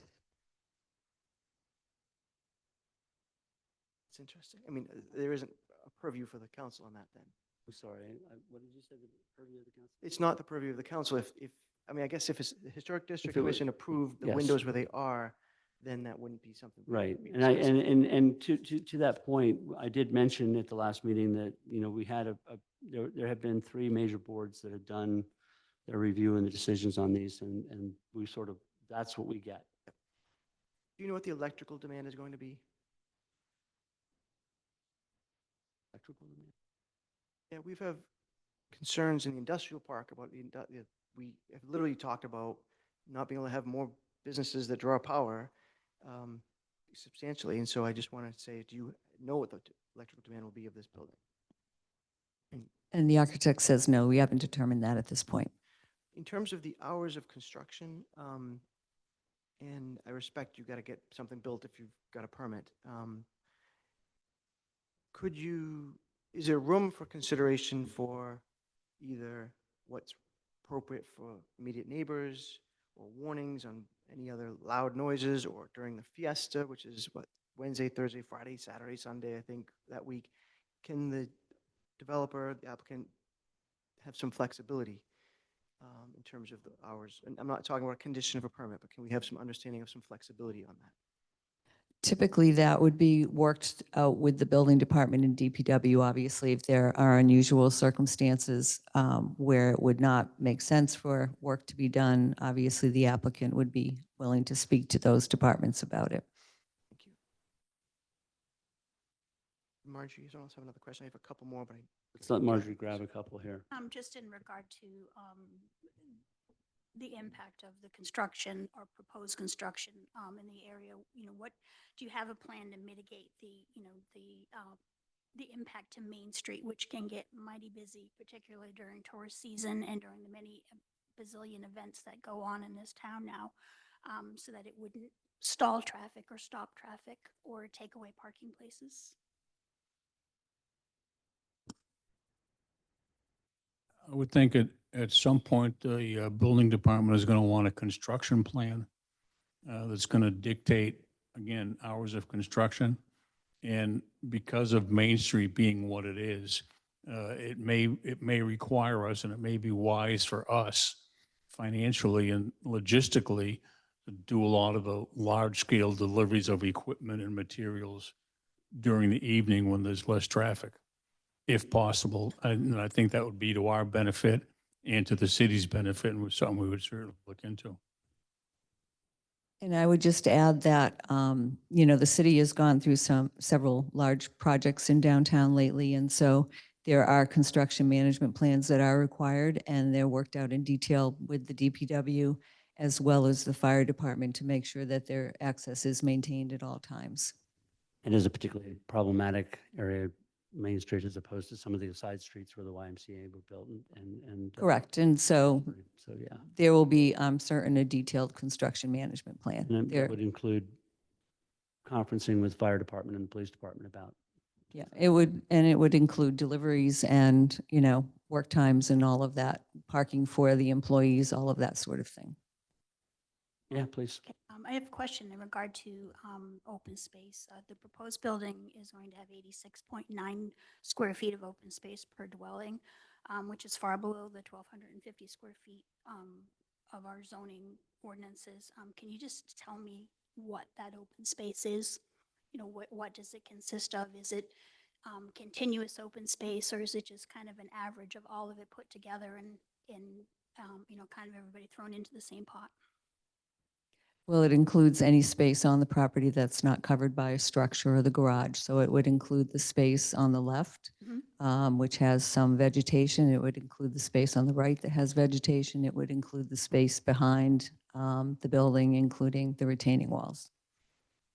And the proposed units are, you've said that they're one bedroom with an office space that could be a bedroom, and with 2 full bathrooms being built in there, it's conceivable that a lot of them might possibly be 2 bedrooms. So do you consider this, because it can be 2 bedroom, that this would be appropriate for families? I can't really answer that. Now, it's considered 2 bedrooms by the Board of Health for for sewer purposes. And so we calculated it that way, but I don't believe there's a closet or window in the study, or is there? There's windows but no closets. Windows but no closets. So with regard to advertising it from a real estate perspective, you may not be able to say it's 2 bedrooms. So I don't know whether it would be enticing to families or not. Do the units have a laundry facility in them, or does the building have laundry facility?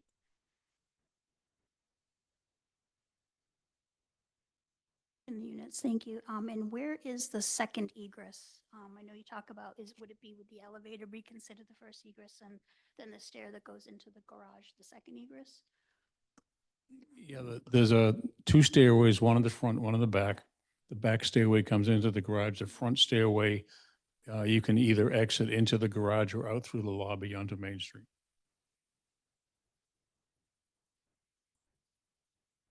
Go to the next person for Okay. now, but I have more. Jeff, you have anything more? Thank you. Obviously, you'll be doing paving on the site when everything's done. Would you be willing or able to repair any damage that might be done to Main Street? I don't want to make it a condition or put a bond on Already a that. condition. Is it- Planning board has made that a condition of the I'm sorry, I permit. missed that. So for the, do we need to incorporate their conditions? We into are our- incorporating their conditions as by Got it. reference, yeah. So if there's damage on Main Street, you'd repair it, Curb to curb. We're required to, right, curb to curb. whether there's damage or not, or only if there's damage? Believe it'll be There's up, no damage, they're not, yeah. Wait, hang on. If there's no damage, you're not going to obviously pave, right? you're right, but there, I believe, are utility connections in the street, so it's likely it will have to be repaved curb to curb. So if you're going to do paving for utility work anyway, could we ask you to do curb to curb paving? It's Not condition of the, condition. The condition, that was the planning board condition, and we had no problem with that condition. Thank you. Believe it came from the DPW. Will- Five. Thank you. I didn't see this until I got here. Will the applicant, separately from this, be applying for tax incremental financing, TIF, tax break? oh, for the commercial space? Oh, One job. It's not anticipated, but it's not something I know about. I'm not saying you need to rule it out, or not, just seeing if that's something you're anticipating at all. Trash removal will be dumpsters on site, or is it municipal trash? There is a trash room in the building. Tenants will take their trash into the trash room and it's picked up privately. So there's no dumpster on the site. any residential over 4 units requires its own trash removal. Will you be creating jobs with this project? Is there hiring someone to be managing the property, or I think you said there was an office person? There is management of the properties by the owner.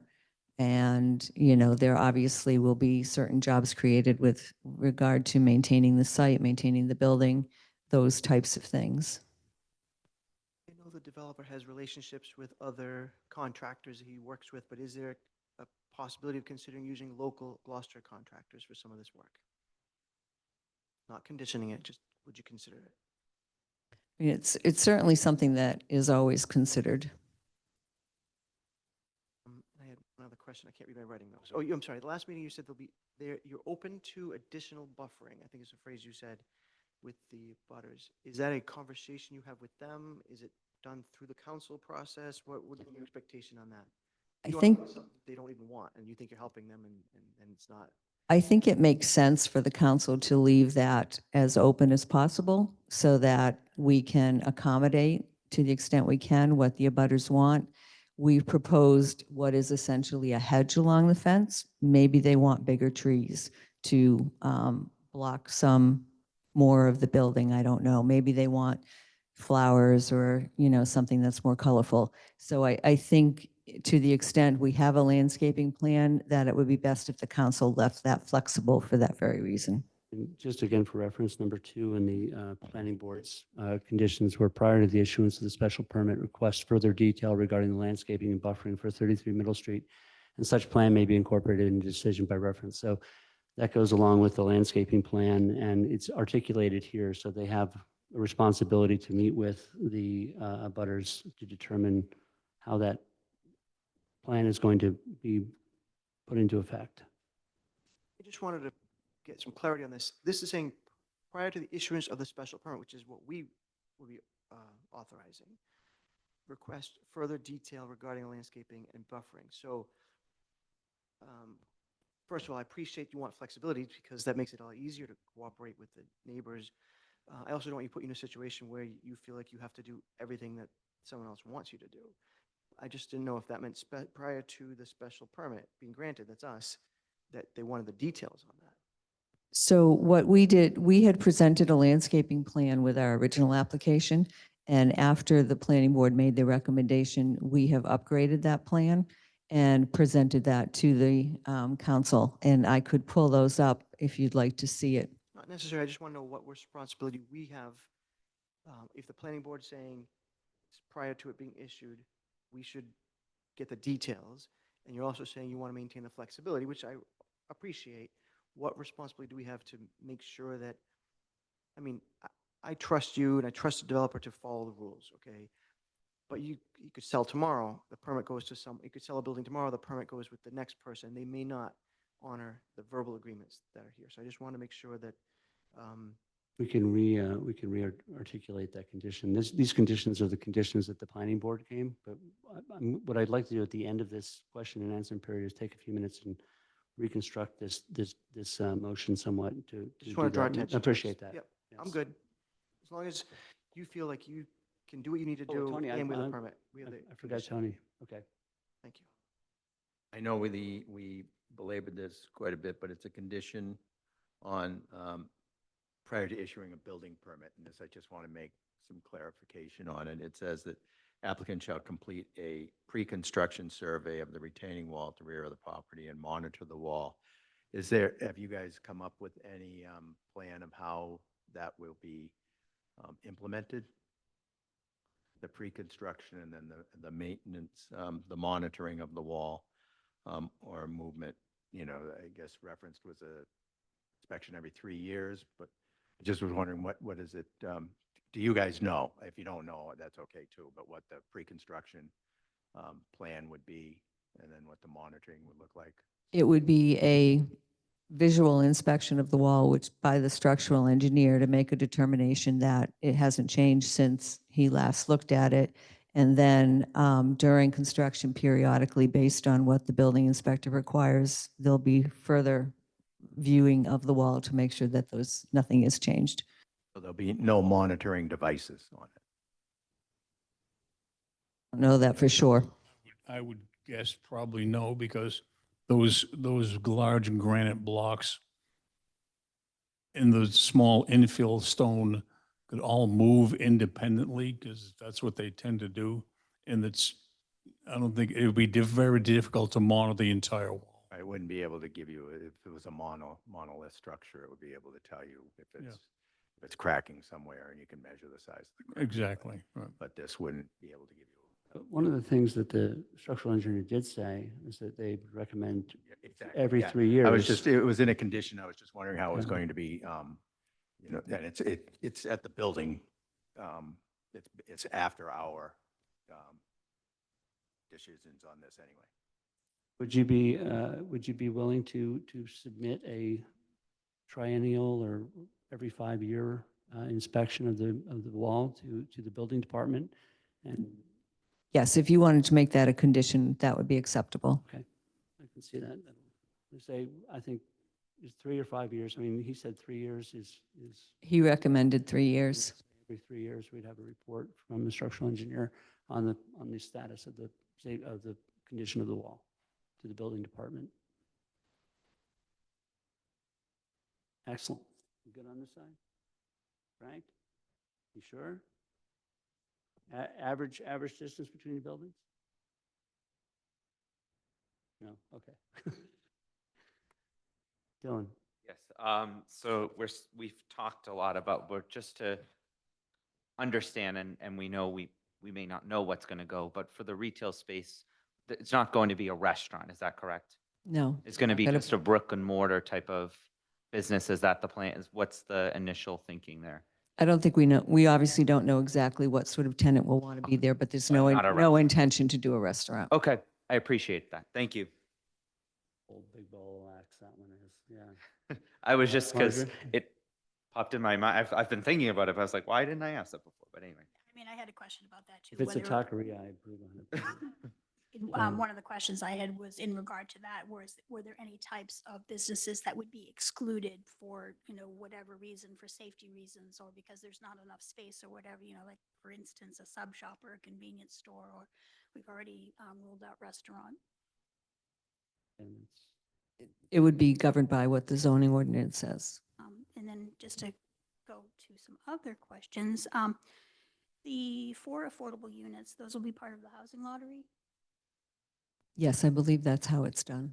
We've agreed that we're going to have 3 at 60% and 1 at 80%. Right, and that will have to be a condition because it's not what's required under the Right, ordinance. I think we should add that as a stated condition. I appreciate the movement on that. And will this be open to anyone and everybody who meets the eligibility standards, or will it be reserved for Gloucester residents? Regulated by HUD regulations. And I'm sorry? it's regulated by Health and Human Services, or not HHS, HUD regulations on affordable Housing and urban development. Thank yeah. you very much. That's what I meant to say. I figured that now that all those things are blown up, it's hard to know who's doing what. I believe there can be a request that there be a certain amount for residents, but I don't think that it can be a requirement. I think it's governed at the state It's or more federal of a- level. I'm saying it's more of a request. It's not that we could actually require it. That's my understanding of the federal regulations. That's my understanding too. If at any point in time down the road, these units become condoized, what happens to the 4 affordable units? The units would remain affordable, and the issue, even if they're condos, they can still be rented out. And if it were to be condoized at any point in time, then the responsibility of the retaining wall would then shift to the 24 people who rent there or buy there. The association, yes. Include the affordable units as well. Usually they do have to pay a certain amount of the fee. I believe it can be adjusted. Usually adjusted to fit. The other, just a clarification that those 4 units would remain affordable for purchase as well, so that if a person wanted to buy the unit, they would have to remain eligible for the affordability issue. It wouldn't be that someone else could buy the unit and rent it out at an affordable rate. Yeah, I don't know exactly how the conversion works with affordable units, but they would have to, there'd be a deed restriction saying it has to remain affordable. So there would be some mechanism to make sure that that happens. So to further clarify, so if it was to Councilor Grace's point and to also Councilor Grove's point, is that if it did become condoized, would those units, they could be rented out, or you said that if they were sold, they'd have to be sold at an affordable rate? Yeah, they would have to remain affordable. As I said, I don't know the exact mechanism that would be required by the state, but I'm certain that there are certain rules and regulations that would have to be followed. I've never been involved in that Yes. Okay. change. Corey, do you have any, are you still with us, hanging in there? You were speaking very softly. Did you say, Greg? I was whispering in your ear. You were asking me? Yes. Do you have anything to comment on in terms of the affordable units and whether or not they would convert to affordable for purchase units as the building condoized? Well, you're going to have a reiterated condition based on what has been a part of the application at this point, which is 4 units, 3 at 60%, 1 at 80 as rental units. If there's any revisiting of that, the council would be on notice, as well as the state. These are intended to be units that'll be added to the subsidized inventory. So there's definitely a process that would have to be appealed to the state, whether they can be converted. If they were converted, I'm assuming if they wanted to be moved towards sale, they would have the same, in perpetuity length of affordability, but we would probably look to have those converted at the same ratio of 3 units being available for sale at 60%, 1 at 80%. And there are, again, those are the same demographic, the same income eligibility applies, whether it's for ownership or sale. So you would be offering those to the same potential owners of units if they were to be converted. I think just to expand on this a little bit, I think that while the intention is to be a rental unit, there's nothing that prevents them from building this and turning it into individual for sale units. I think we'll condition the affordable component of that based on for rent or ownership purposes, so that there's no ambiguity. Because they could decide it after it's all said and built and done, and that let's just sell these things and be done with it. I mean, that may not be with their intention, but you know. Exactly. So, It does make sense to leave it open because obviously what they do with it, whether Yeah, it's it's up to apartments them. or ownership, is up to them. very good. Councilor Worthley. Thank you. On that, I've heard the percentage, can you remind me the percentages of what is, 3 units at? 3 units at 60% AMI and 1 additional unit at 80%. So all we're required to do would be the 3 at 60. You're required to do 3 at 60, you're not required to do the 1 at 80. Exactly. Now, just for everybody here, AMI means area median income. Are you using, and I think you're required to, but just for clarification, you're using Boston area median income, not Gloucester area median income? It's the Housing and Urban Development number. Metro Boston, I think it is. Well, we're in the Boston region, but it's HUD that dictates this. And we've been in, I've had discussions with HUD to try to change it, and they were like, no. Unfortunately. And just to point out that they also have a choice of doing 4 units at 80%, but they felt that because the actual income for Gloucester residents is less, that it made more sense for them to do the 3 at 60 plus add another at 80. Thank you. How are we doing? There's a different, and I just want to make sure people know this, there's a different traffic plan for the garage than the one that we have in our packet. It has a single entry. It goes in a loop now, correct? That's correct. It does, and I believe we filed the new plan with the council We also. discussed this at the last P&D meeting. We did. And I think we need to have that. So it's kind of councilors can see it, because it's not in, the packet that I got, even the larger packet. I know it's been provided, but we can provide it again if necessary, No, we have it. The planning board had it, so. And everything that we send to the planning board, we did also send to the city clerk for the council. But we're happy to provide it again if it hasn't made its way to the proper place. Sarah, I just wanted to point out to the councilors that, in the beginning of this, you have a traffic plan, and it's not the one that you've actually done, and I understand why. Because there's been many iterations of this, and you're including some of them just to show how this has evolved. So, thank you. Ellen, I'm good. you sure? I think I'm good, yes. You look itching to ask something. I'm not itching to ask anything Yeah. else, but I'm, Marjorie, what about you?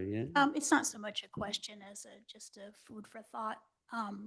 Would you ever consider kind of rethinking the design of this to include green space in the back of the building, which would alleviate the issues that many people have about the retaining wall, because it would allow access to the retaining wall and it would allow a quiet space for the residents to enjoy or to entertain, go out and grill a burger or whatever.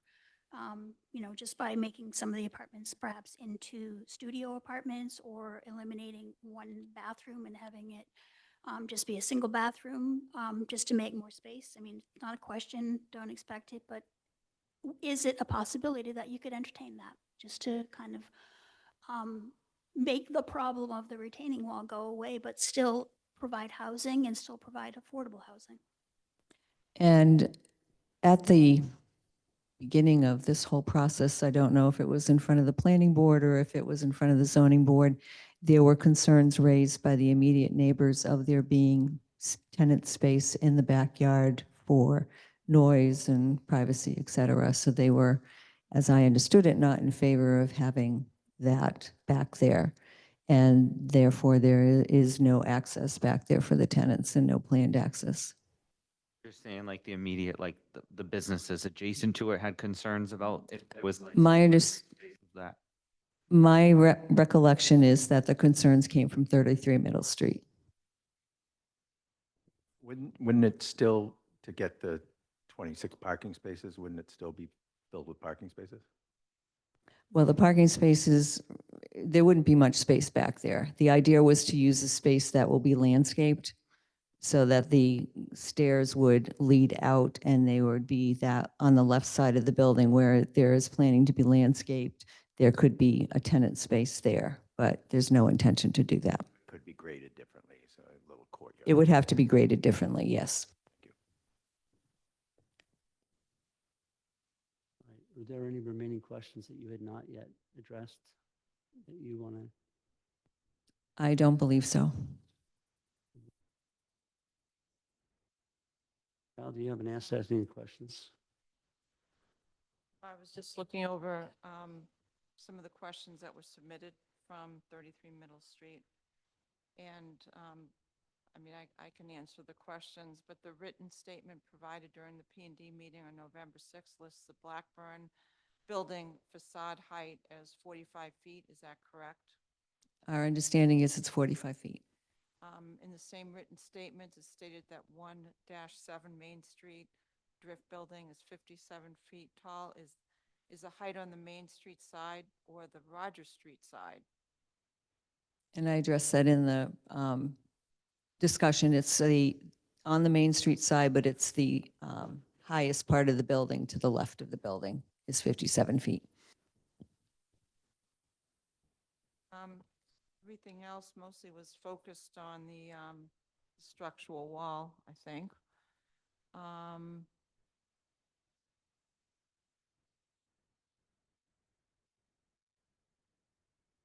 The last P&D meeting on November 6th, you mentioned that since the 33 Middle Street owners had not let you into their house, you stated the applicant's plan showing the height of the proposed building relative to 33 Middle Street are approximate because of that. How would entering 33 Middle Street help determine the height of the proposed 20 Main Street building relative to the height of 33 Middle Street? It was the view from 33 Middle Street and how it was impacted by the 20 Main Street. In order to make that determination, you look at ceiling heights. And so without going in the building, we didn't know what those were. We estimated them to be 8 feet 6 inches because of the age and style of the building. But the eye height and the view height could vary depending on what the ceiling heights are. Val, I got, all this motion, this stuff back here that we're talking about is because there's been so many changes and the motion from planning and development is going to be more, it's more complex than trying to make up a motion on the fly tonight, that there'll be possibly a meeting before this, of the P&D before City Council to make the recommendation. So that's all what this is, movement's been about up here. It's just been about discussing whether or not it's a good idea rather than putting forward a real messy motion. We'll explain what will be in the body of the motion, but Dismiss this whole conversation because I was talking. So Sorry, as a member of P&D, Well, yeah, I'm sorry about that. I was just trying to figure out whether or not we could engineer a new meeting because we have to go through this motion, and I was trying to figure out whether that was okay with the chair. I should have waited. I apologize. the city clerk had to ask the city clerk. But I should have waited, but I'm sorry. yeah, I support that. Now that I know what we're talking about. We were trying to keep you out of the loop specifically. So, go ahead, Marjorie. This is my last thing, I kind of promise. If the residents at 33 Middle Street were to kind of rethink if it was indeed them, comment about not wanting to have noise in the back of the building, would you rethink about the design to allow for green space back there?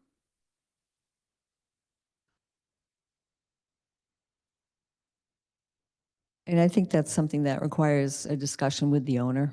You know, we've been operating under the position that it's going to be vegetated and no tenant space. So I would really have to have a further conversation before I could answer that. So this could push us back to the ZBA and the planning board to review all that. And I don't know that that's necessarily fair on the applicant to, we are judging the plan in front of us.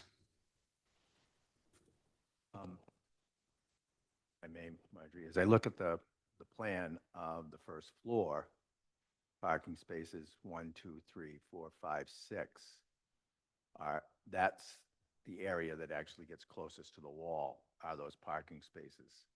So without eliminating, they can change the building above, but they can't eliminate those parking spaces. Well, if they changed the design of the building to perhaps, have a few less units, that they could. They had less units, yes, but that would be It's just something to think about. that would be a restart of the whole process. Well, it's just something to think about. It is, but we currently have an application in front of us that we're reviewing and going to make a decision on it. If that factors into your thinking, that's fine, but it's not what's in front of us. Thank you. My colleague has a scrape in his arm that's starting to bleed, so I Okay. happen to have a Band-Aid in my pocketbook, There's a so HIPAA violation. we're going not on doing here. anything secretive up here, but trying to help him out. I was doing some butch carpentry today.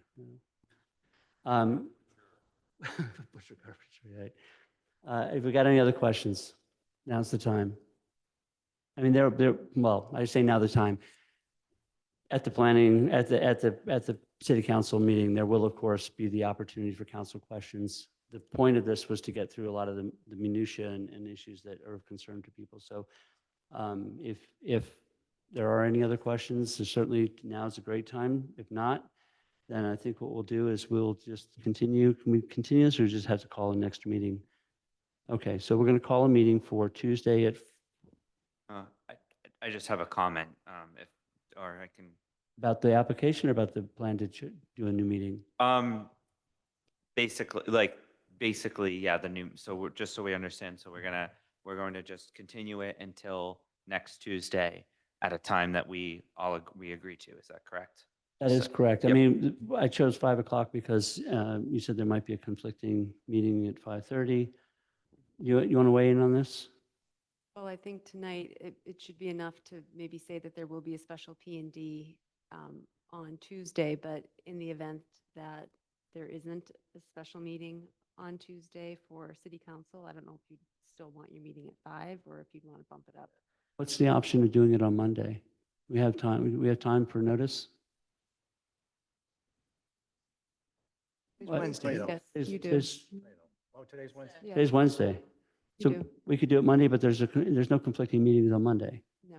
So what time would be better for the P&D on Monday? I think like for the general public, I think, I mean, for me, I think maybe 5 or 5:30 or 6, whatever works. I think maybe even 6 o'clock could give ample time if that's okay with It's fine with me. Is that P&D. fine with the clerk's office? It'll work. 6 o'clock? Okay, so we'll call a planning and development meeting for the purposes of reviewing the motion and deliberation and P&D only. And then that will give time for the public hearing on Tuesday. Just to make sure I understand, so Monday will be P&D and presumably there will be a recommendation and then we will go forward with the public hearing before the full council on Tuesday. Exactly. And Okay. at this point, our deliberations will be on the motion. I would expect you would be there. I wouldn't expect you to have your team there because at this point, we should have addressed the questions that we have. The team can also be there for Tuesday night if you feel necessary. I just want to, It was Monday. for Tuesday night, for the public Oh, for the hearing. public hearing, yes. The motion, because of the extra conditions and things like that, it just got too messy to try to do intelligently, and I'd like to do it properly one time. So, That's fair enough.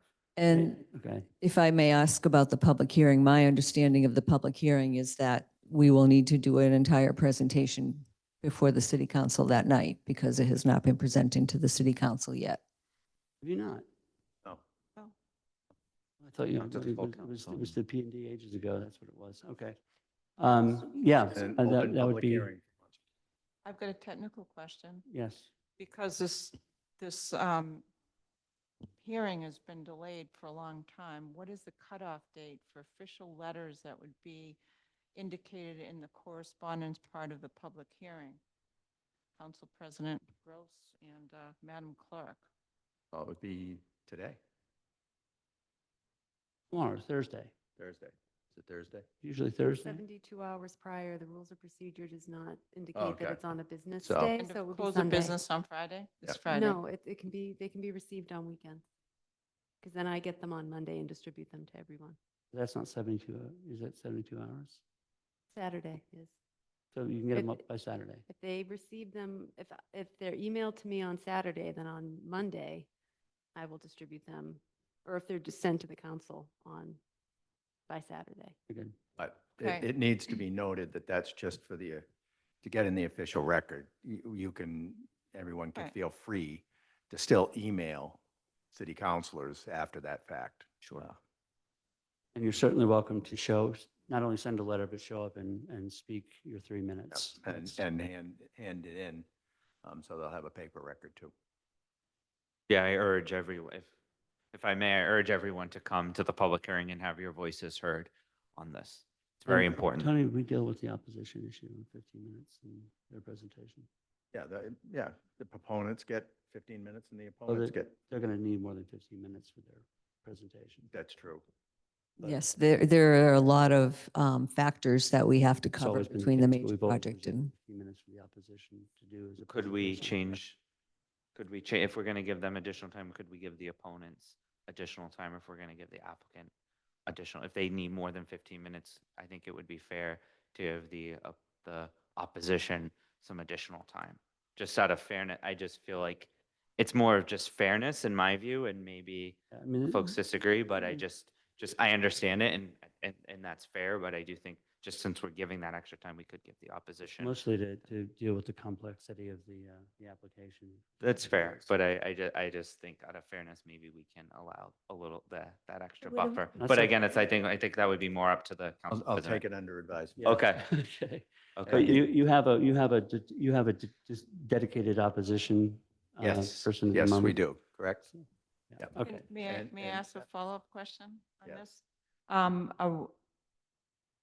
Who is responsible for the slides?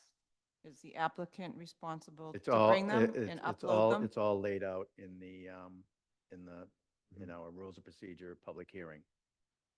I know that, but and I that just ha- wanted to that make has sure been- the applicant. That has been disseminated. Okay, The opposition. the opposition. Yep, the opposition. I had a conversation with the person who will be presenting for the opposition and did let her know that she needs to check her technology here during regular business hours to make sure that she can access the Wi-Fi and that she'll need to be presenting.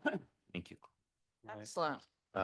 Councilor Grove, can you give the audience some indication of what we've changed tonight and what we're you're gonna, Well- in the, not the official language, but what we're looking to do? So essentially, this particular motion did not articulate the specific issues that we were dealing with in terms of our permit requirements and the open space and the minimum lot area. Also, I want to make sure that the language for the planning board special permits, special conditions are articulated in language that shows that we have them. I mean, we haven't reviewed them, and I'm happy to quickly go over them. But I want to make sure that they're in the language that indicates that they're accepted by the council moving forward as part of the motion. And then we've got I was thinking more the additional. Yeah, I'm just going to get to that. So then sorry? We're going to articulate the inclusionary housing. We are going to update and reference the landscape plan, which was brought up. We're going to bring in the long-term inspection plan for the wall, and I believe those are R3. Yeah, let's If I'm not- condition the 3 at 61 at 80. Add a monitoring schedule for the Yeah. wall. Yep, that's it. So anything else? And of course, the council is welcome to ask for, suggest amendments on the evening if there's conditions that arise. But this is what we're going to go with, I think, in terms of the planning and development, because this is what we discussed.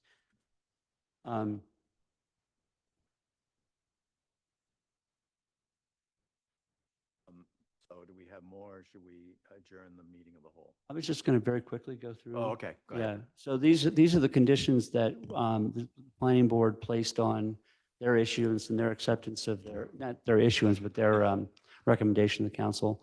And that the language needs to be changed, but it says prior to the issuance of a special permit, the applicant shall enter into an agreement with the Director of Public Works for the replacement of the 2 street trees to be removed as part of the proposed project with proximity to the proposed project preferred. Such agreement may be incorporated in a decision by reference. Number 2, prior to the issuance of the special permit, request further detail regarding the landscaping and buffering for 33 Middle Street, and such plan may be incorporated in a decision by reference. I'm going to skip that from now on. Number 3, prior to the issuance of the building permit, the applicant shall fund a third-party building code review of the construction permit plans. That is, that's part of the process anyway, but it's articulated here. Number 4, prior to the issuance of a building permit, the applicant shall fund a third-party fire code review of construction permit plans. 5, the extent of pavement disturbance in Main Street shall require curb-to-curb restoration with grind and inlay of new pavement. Number 6, prior to the issuance of any occupancy permit, the applicant shall demonstrate compliance with Section 511 inclusionary housing requirements, including the number of affordable units to be provided, the income limits of said units, and a schedule of completion. Number 7, prior to the issuance of any occupancy permit, as-built plans detailing all utilities shall be submitted to the Building Department and Department of Public Works for review of consistency with the permit plans. Councilor Worthy, you asked about that. And number 8, prior to the issuance of a building permit, applicant shall complete a pre-construction survey of the retaining wall in the rear of the property and monitor the wall for subsidence or movement and confirm the same prior to the issuance of any occupancy permit.